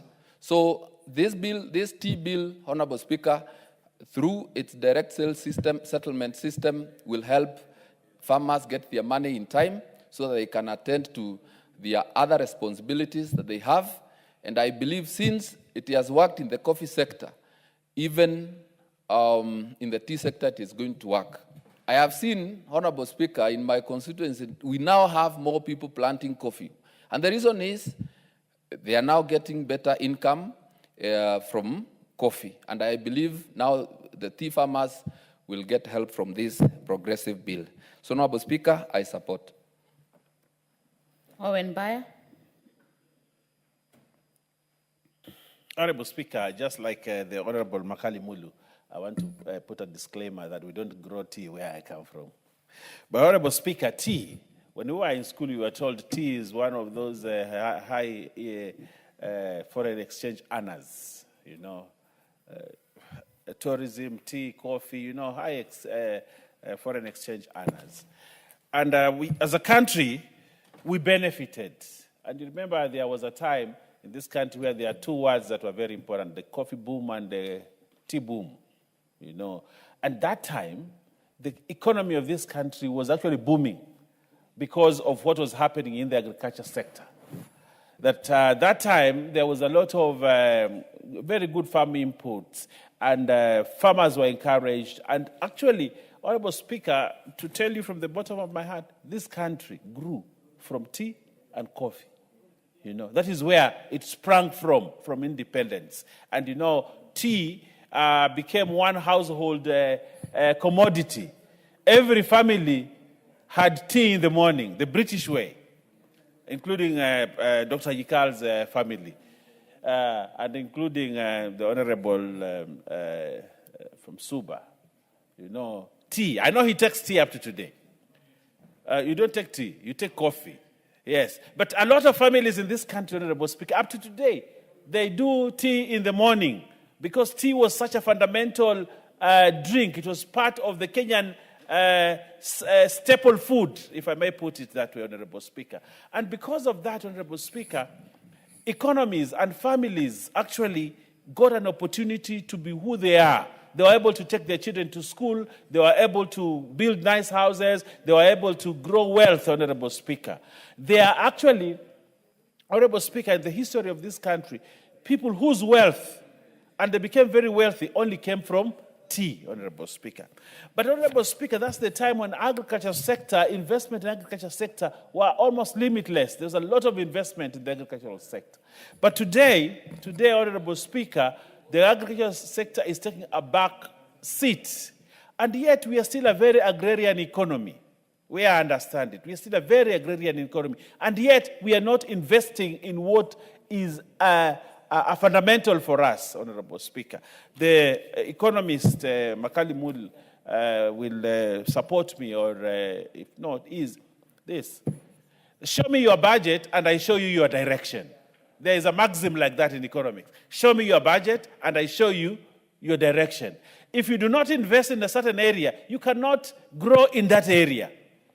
And you do not just wish you will grow.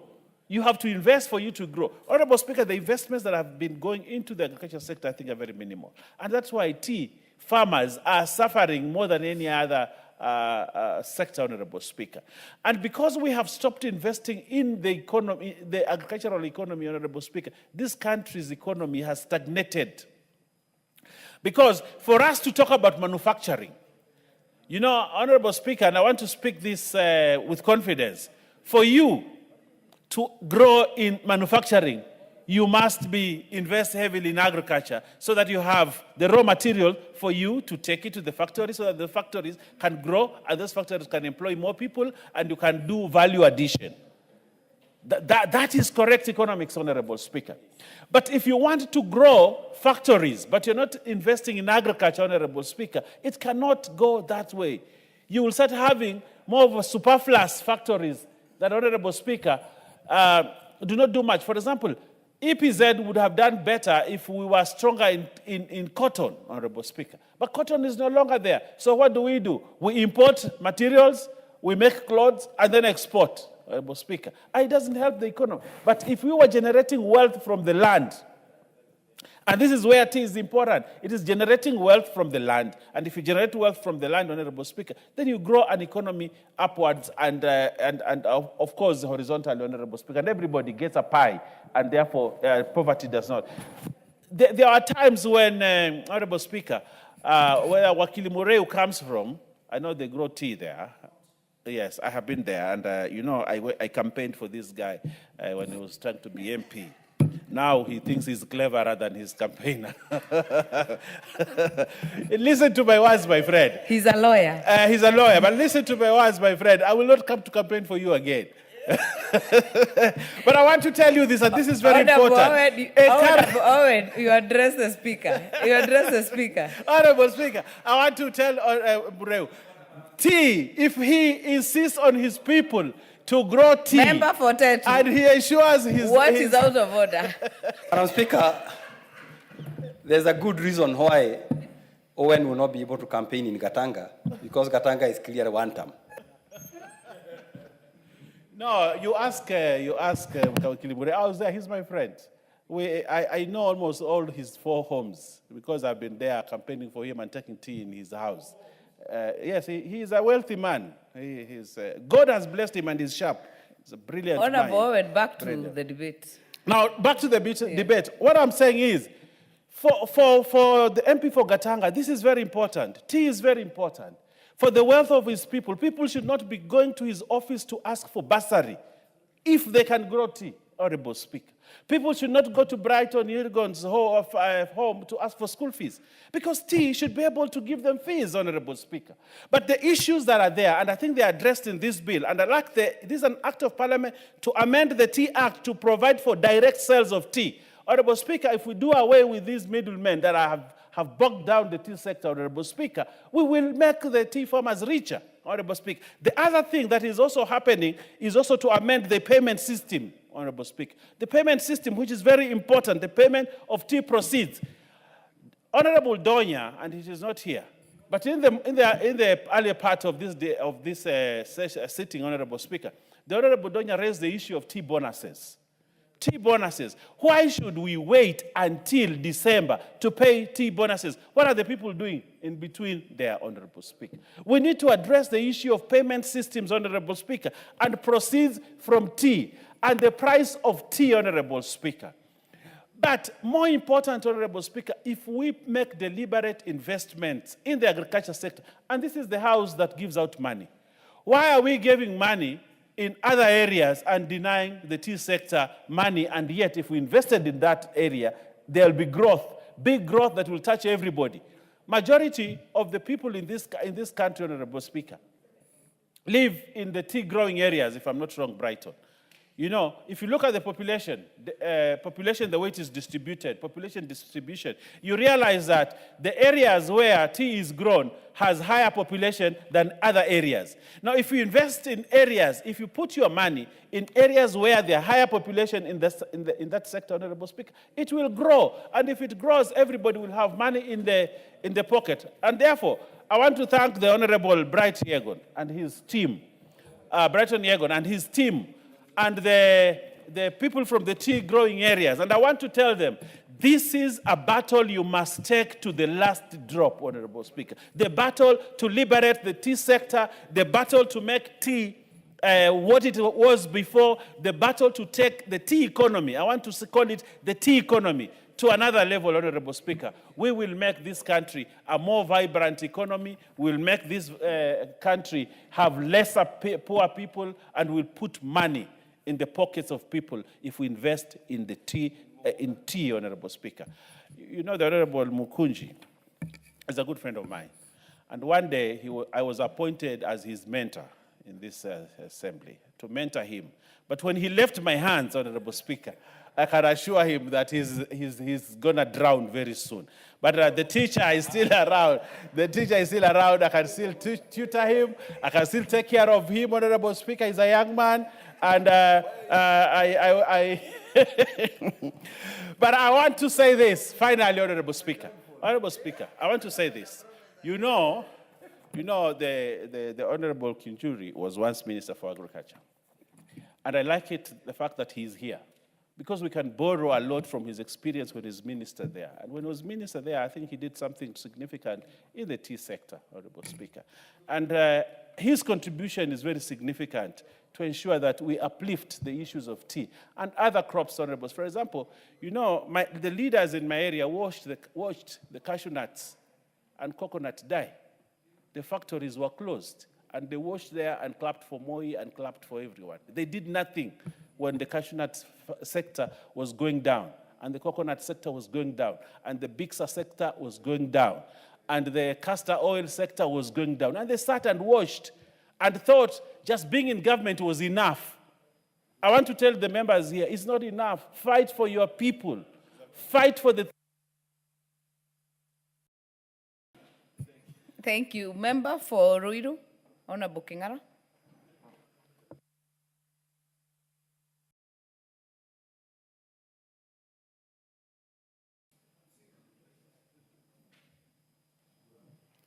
Thank you, Mr. Speaker. Madam Speaker, rather, for giving me this opportunity to share on this very important amendment bill. And may I start by declaring that I'm a beneficiary of tea product, especially when those bonuses were there and were very fruitful, especially on matters education. But, Madam Speaker, I always pose a question, and I ask myself, when somebody is happy or when people are happy, they say, let's have a cup of tea. Then I ask this question behind my mind. Is the producer of tea happy as the consumer? I don't know whether one had ever asked him or herself that question. Because it is ironical, you'll be happy of something which the maker of that something is not happy. I think it should reciprocate the same. The other thing, Mr. Speaker, I will not blame whoever came with the old laws which had been managing tea, because that was then. But, Madam Speaker, now we have come an age where everything is in real time. Those days, maybe people need a middle person, if I can use that word, terminology, to be able to reach to the next level. But, Madam Speaker, nowadays, you don't need that. If you want to have a meeting with somebody in Brazil, you just go real time and have a virtual meeting. Where do you then need somebody to do that for you? And you have a phone which can do that. Remember the other day, we just broadened the usage of computer in our country, especially whereby each and every ward should have an ICT hub. And I think that's what our young ones should be doing, rather than a middleman. You can sell your father or mother's tea through your computer. Why do you need somebody else? And yet you have gone to school and you have learned these things. So, Madam Speaker, this bill is very timely. We just need to be very positive on it. Maybe because I have just seen it, we might maybe having some amendment which will bolden the engineering of the committee who came with this very good and important amendment bill. Secondly, Madam Speaker, things work well when there is an incentive. I appreciate the government effort, especially when they came up with subsidized fertilizer, because that's an incentive on the production level. Madam Speaker, it can go forward and come up with maybe other incentives, especially when you have added value on the same tea. Then the system should accommodate you by maybe more moderning or even lightening some taxes, which can be able to make you look positive and also, if I would say, competitive.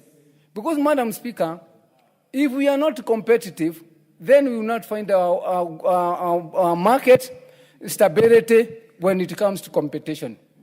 Another thing I know, Madam Speaker, the land of Kenya, because of the maybe volcanic type of our soil, it produces very high quality of tea. So, Madam Speaker, what happens? People out there buy our tea, then use just a small quantity to blend their tea. What of if we pack our own tea with that quality? You can see how happy and energetic the farmer could be if that came our way. And it is our responsibility, Madam Speaker, since we have the floor here, to sit and come up with substantial amendment which will support our farmers out there and the community at large. I support. Thank you, Madam Speaker. Very well. Member for Seme. Thank you, Madam Speaker, for giving me opportunity. Although I do not come from a tea growing area, I do appreciate the economic importance and significance of tea in this country. Madam Speaker, as the mover said earlier, our foreign exchange, a lot proportion of it actually comes from tea, and every year is such a significant proportion that if we didn't have it, we really would not probably have a balance of trade in our hands. And yet, as this is going on, it has been noticed, and the mover said very clearly, that the performance of the industry is gradually diminishing. And the first indicator often that an industry is not doing well is the performance of the farmers, the main actors in the industry. He did indicate, depending on what part of the country, and I don't really think that matters. The farmers are not getting the value for their work. As members just said, tea is such a serious socializer that every time we want to interact, say, let's have a cup of tea. But is the farmer enjoy and having an equal enjoyment as the people who are partaking of the tea, or as the people who are actually involved in the business? And it has come out clearly that all these have actually to do with the way we run the industry, starting with the management. It is clear that the cost of production is gone up and the management is not good. The mover said we have cases where there is overemployment in industries where the human resource issues are not managed professionally. The mover indicated that we are even using obsolete equipment in our factories that are not doing well, and efforts to actually get new factories, efforts to even produce power better are actually failing and we never get there. So it means increasingly we are going to have higher costs of production. It is indicated that even the methods we use for grading our tea are archaic. We are still using our tongues to actually grade our tea. And I did appreciate when he said, it depends what you did the previous day with your tongue if you are going to grade our tea today. We really cannot afford to live in that era with a product that is so important to us. I therefore rise to support this bill because this bill is addressing those issues. As you can see in starting with clause 2, when we are going for definitions, and if you look at clause 11, they are talking of the direct sale of tea, defining what direct sale is, and that will actually ensure that the farmers will get better returns and quicker returns. And they have proposed that the payment should actually be 14 days after the auction has been done, and that the bonus should be quarterly instead of actually being done annually. And therefore, those are things that farmers need. And because we are doing annual bonuses, farmers have to rely on borrowing money from banks. And the banks are not the best friends of business people. And therefore, even when their bonuses come after the end of the year, the interest will have, by that time, the interest of the funds they borrowed will have consumed all the benefits they would have done. So I think this bill is important. Again, if you look at the definition in clause 2, particularly D, when they are talking of exemption on value addition and defining what is value addition, again, that is extremely important in improving the returns for the farmers. And even more importantly, Madam Speaker, if you look at clause 4 and 5, they are actually restructuring the board that manages this. And I think if you look at that structuring the board, getting people, independent tea producers, who actually feel the pinch of this in the board is an extremely important thing. So with that, Madam Speaker, I actually support this bill, but we'll have to look at it in details when we come to the committee of the whole House. So, Madam Speaker, I support this bill. Thank you very much. Member for Gatanga.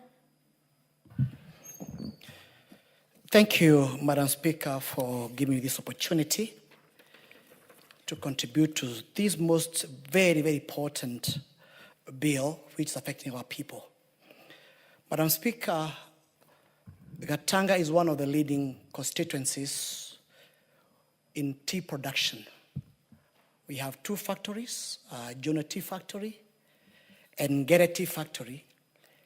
And the economy of Gatanga, the backbone is tea and coffee.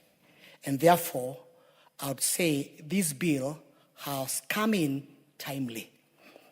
Madam Speaker, I will want to support the bill with amendment.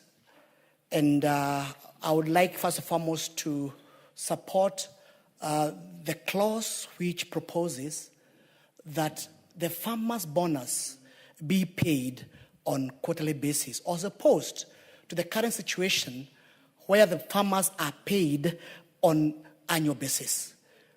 This is very progressive in the sense that the value of the shilling today is more valuable than the shilling 12 months down the line.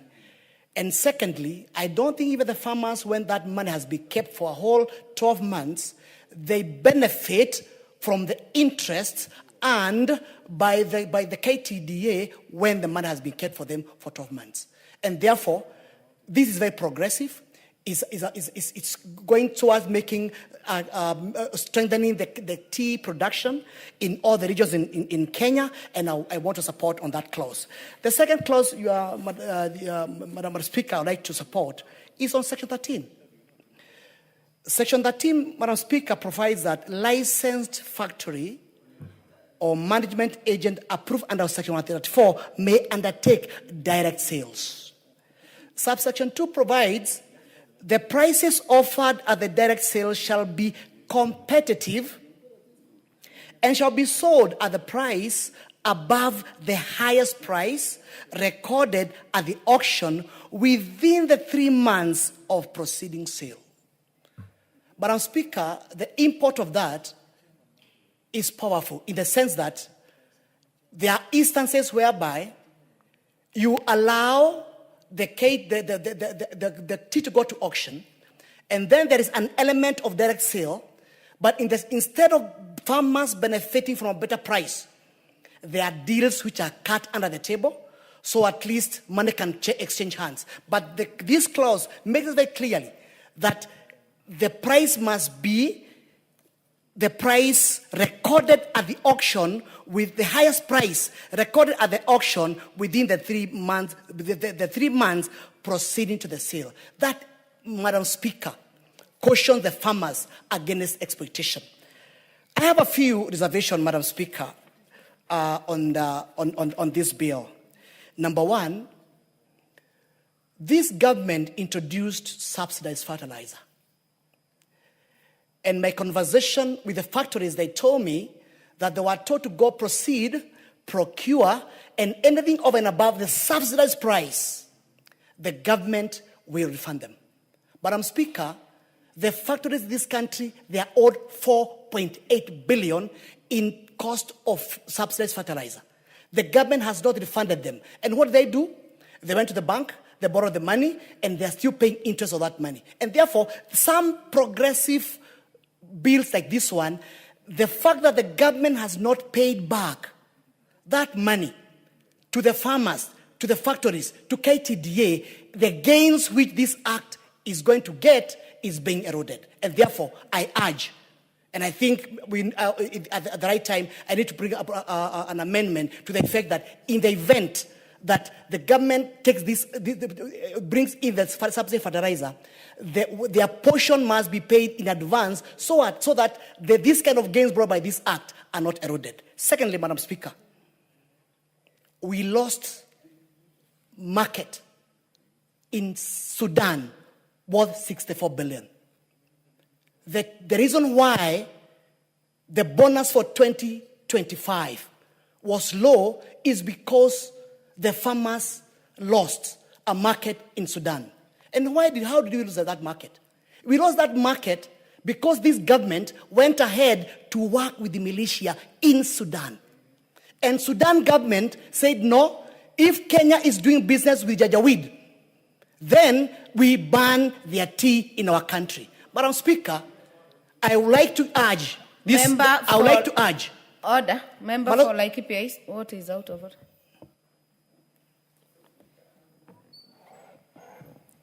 I'm just wondering whether Honorable Member Mole, whom I respect a lot, is really in order to issue a statement that he cannot substantiate that this government is working with people fighting another government. And can he be able to substantiate, Madam Speaker? Madam Speaker, this is information in public domain. This information in every newspaper. And therefore, Madam Speaker, what I'm trying to say long and short is this. As we proceed again to improve the tea in this country. Honorable Member for Gatanga, a point of order has been raised. You've not addressed it. Member for Kilifi North. Honorable Speaker, I just want to to let the member of Gatanga know that you cannot use, the standing orders and not allow you to use newspapers information to support your point in this house. So if he is saying that the kind of things that Honorable Kinjuri has stood to on a point of order to say, and the only response he says by justifying what he said is that it is common domain and it is in the newspaper. Be cleverer than that, please. Standing orders are very clear. Withdraw what you have said, and we will ask you to withdraw and apologize for actually bringing in the issues of one country against another in this house, which is actually against. Don't do the work of the Speaker. Raise the point of order. Honorable Mureu. can you substantiate and also note that standing orders do not accept newspapers? That is a fact as sources of information. So be very careful on the utterances you make on the floor. If you're not able to substantiate, kindly withdraw, because that is a serious diplomatic issue. Kindly take note and either substantiate or withdraw. Madam Speaker, I know sometimes the truth hurts. That is, even the KTD report, where they were announcing the payment for 2025, that is one of the remarks they made, that they have lost a market. And then, Madam Speaker, I'm just trying to help Mr. Mbaya Member here. for Gatanga, the issue of lower payout is not in debate and is not in question. It's not been challenged. The issue that has been challenged is the diplomatic relationship between Kenya and Sudan market. Madam Speaker, if you want me to bring information, I'll give me time. I'll bring that information to the House and substantiate. But I think it's also important for Mr. Mbaya, he may be most likely, and he started very well, supporting the tea farmers in my region. But suddenly, when we talk about the loss of the markets under Sudan, I can see he's on fire. We know who you're acting for. We know who is playing that role. Gatanga. And therefore, Mr. Speaker, I would like to go to the second point. Madam Speaker. Member for Gatanga, just for direction, the issue on working with militia will be expunged from the Hansard until you are able to bring proper information to the House. I'm also obliged, Madam Speaker. I'll bring some start information. Secondly, Madam Speaker, on the issue of my reservations, is on the taxes. Which taxes? Taxes on what you call the packaging. You find that though there is no direct taxes on the tea itself, there is an element of taxes on the packaging. There's an element of packaging in transport. There's an element of packaging on the fuel. But Speaker, developed countries, what they do is subsidize their farmers. Farming business has no money. And therefore, would I want to see more subsidies as opposed to more taxation in the tea industry? Thank you, Madam Speaker. Very well. Honorable Karoli. Thank you very much, Honorable Speaker. I'll try and be very brief. I want to start by saying I come from a country that grows tea. I don't like this statement that I come from a region that does not grow tea. We are Kenyans. We are not regionalists. So I come from a country that grows tea, and I'm very happy about our tea growing areas. But, Madam Speaker, I just wanted to raise two historical issues and then make a proposal as to how best we could deal with this issue. The reason why we have certain structures in the tea industry that do not clearly benefit the farmer are historical. Remember, tea was introduced by the colonialists, and the Africans were not allowed to grow tea. So there are reasons why certain regulations were put in place from that time to now.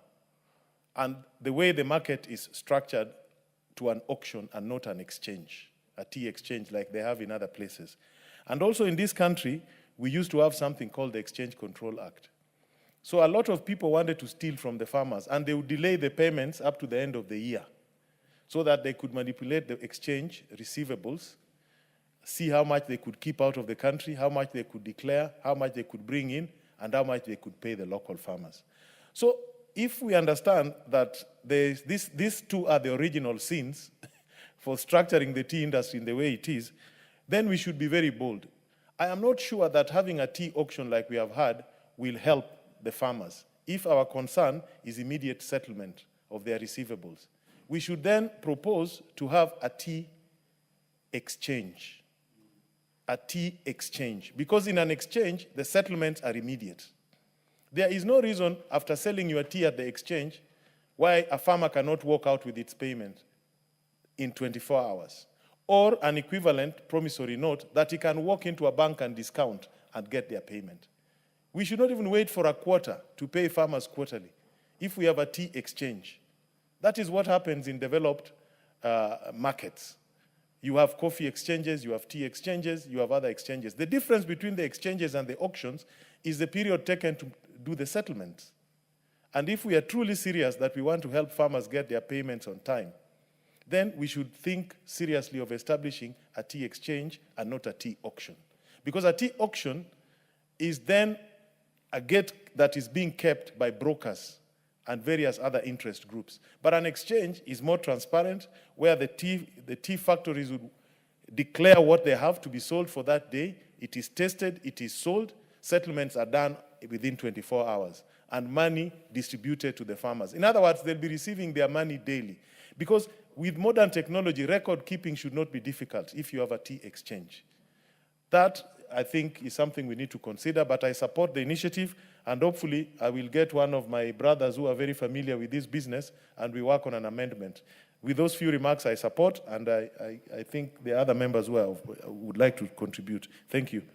Thank you very much. Member for Laikipia East, Honorable Mwangi Kionjuri. Thank you, Madam Speaker, and I also rise to support this amendment. Very important, timely, and also I'm happy because all of us are consumers of tea, at least most of us. And again, we pride ourselves as a country. A number of things, like when we say we are coffee farmers, we are tea farmers, flower farmers, and you also dominate the international market because of the value of our products. Madam Speaker, we really have discussed this issue for a very long time. I remember being Minister for Agriculture. Same issues that we are coming up, they are the same issues we are discussing today. And if you ask anybody, what is the problem with the tea farmer in Kenya? They will tell you it's about market, it's about management, and those are the two things. How do we market and about management? A lot of reforms have taken place, but the more we reform, the more we continue complaining. And Madam Speaker, I'm happy that this government has taken initiative to ensure at least they are supporting farmers in this country. Among the incentives that have been done, for example, the fertilizer and other subsidies, and also if you look at management, it's a lot of changes that have happened now, Madam Speaker. However, if you look at the complaints that we are having, are we asking ourselves, are we doing the right thing when it comes to public participation, enlightening our farmers? Like the debates that have been there, Madam Speaker, is about discrepancies on who was paid how much and which factory was paid better than the other one. Do we still have extension officers who should be able to go and train our farmers, not only value addition to the finished product, but how we even do the grading, so that our farmers are aware of the consequences? If they do not follow the right farming method, packing method, what will be the consequences? So that farmers will not just go to the farm, start packing their tea without knowledge of the consequences of the actions that you are doing in that farm. Two, this question of marketing. Why do we still market raw tea to the international market? Have we tried to encourage investors? Do we have the right atmosphere for investors to come to this country? Because what they are doing with our coffee, with our tea out there, or our coffee out there, can also be done in Kenya. If you look at the factors that are supporting production, factories, value addition, they are all here. There is nothing you can say that there is a mineral required somewhere so that you can be able to mix up this and this to get tea, proper tea, to get the market. So what are we doing to ensure that we encourage our competitors, the investors, to ensure that even if they are given a moratorium, to ensure they can recoup their investment, and we save our farmers from those other people who are already oppressing our farmers out there. If you look at the last 3 years, through coffee, tea, international market, we have been able to stabilize dollar, foreign exchange, and those economic benefits are spread across the country. Why don't we also have affirmative action to ensure that those farmers are also taken care because they take care of this country? When other countries were struggling on issues of dollar, this country was stabilized for the last 3 years. And we continue stabilizing our dollar, foreign exchange, through those products. Madam Speaker, if you ask yourself a question, why are they not paying promptly? And also monkey business here and there, whereby who benefits when farmers' money come to an account and that money is not paid in 30 days? Who are the beneficiaries? Why would you be, as a manager, be interested to keep farmers' money in the bank? And you know banks do overnight trading. Any 1 billion that hits an account to any bank in this country, that bank start earning interest on that money immediately. It is the same money that those banks use to lead government. Why would you give them capital to continue making money when our farmers are suffering? Those are simple questions. Who has interest? Who is the beneficiary when the farmer is not paid promptly? Who benefits? Those questions can easily be answered. But as usual, when you talk of corruption in this country, when you talk about management, who can pay their own way, those are the questions that we need to understand. Why don't we have a system that can pay promptly? We have been informed that coffee farmers are now enjoying their money in good time. What's the difference between that coffee farmer and a tea farmer? So, Madam Speaker, I think we should look a way forward, ensure that our farmers are properly supported, put the systems into place, let the county government work alongside with the national government so that our farmers are supported from growing of tea to the international market where they market their tea. With those few remarks, Madam Speaker, I support this amendment. Very well. Member for Manyata, Honorable John Gitonga. Thank you, Honorable Speaker. I also rise to support this bill. And Honorable Speaker, I come from a place where coffee is among the highest revenue earner for our people. In Embu, Honorable Speaker, we have close to 4 factories.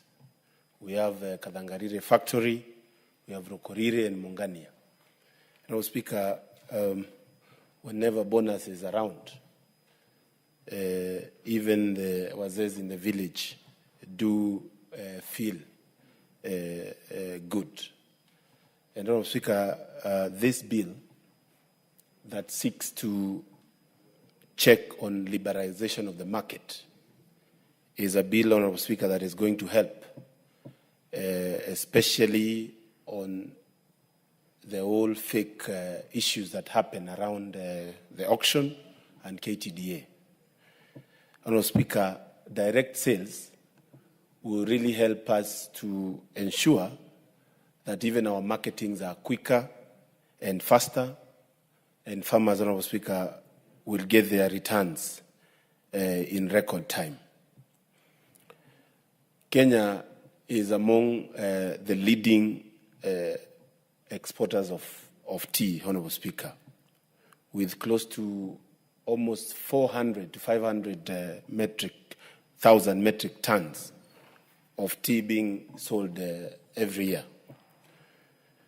But, Honorable Speaker, while we are thinking about this, it's important, Honorable Speaker, we look at over-legislation of many sectors of our economy and the implementation of the bills and laws that we pass in this House. While we are supporting this bill, Honorable Speaker, it's good to also be privy to the bonuses that came out. And Honorable Speaker, why I am supporting it is one reason that instead of the tea farmers waiting close to a year for them to get the bad news of a poorly priced bonus, Honorable Speaker, it is important that farmers, just like any businessman, to get a quick turnover of their hard-earned money, Honorable Speaker. That will make even their planning better, and it will make it easier for them to be able to run about their business. Honorable Speaker, I agree with many speakers that the next course of action must be pushing for value addition. And I'm happy that among the proposals is to have tea levy not being levied on value-added tea and packaged tea, Honorable Speaker. It is everybody's knowledge that the tea that we take in the US, in the UK, and those countries is actually Kenyan tea, only that it is actually mixed with other places without the same quality as ours. Honorable Speaker, what we call English tea is well-known Kenyan tea. And the value addition is where the farmer can earn top dollar. And I would propose a very elaborate campaign to ensure we start selling our tea that is well branded, well packaged, and that is going to take over the world. Everybody in the world knows Kenyan's tea is the best. I am aligning this, Honorable Speaker, with a bill that I've proposed in this House. I've proposed a bill called Local Produce Consumption Bill.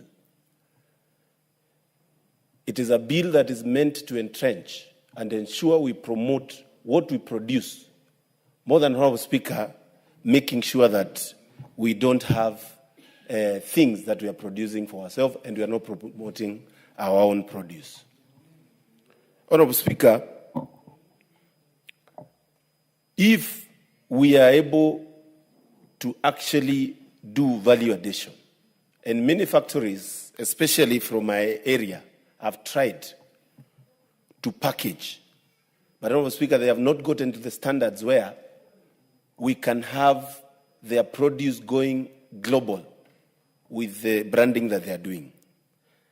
The government is where they're supposed to come in. The government must come in with very elaborate campaign to ensure they promote the branding of our produce in Kenya, Honorable Speaker. It is a shame also, Honorable Speaker, that 90% of our tea is for export. How do we depend on foreign entities for close to 100% of something that we produce as a country? Honorable Speaker, I would propose, and I have seen it being practiced in countries such as China, which is the biggest producer of tea. Whenever you sit down like this, Honorable Speaker, you are served a cup of tea. When you go to bed, you are served a cup of tea.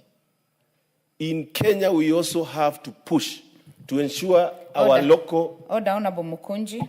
You will have a balance of 3 minutes. Order, members. Ningemaliza tu.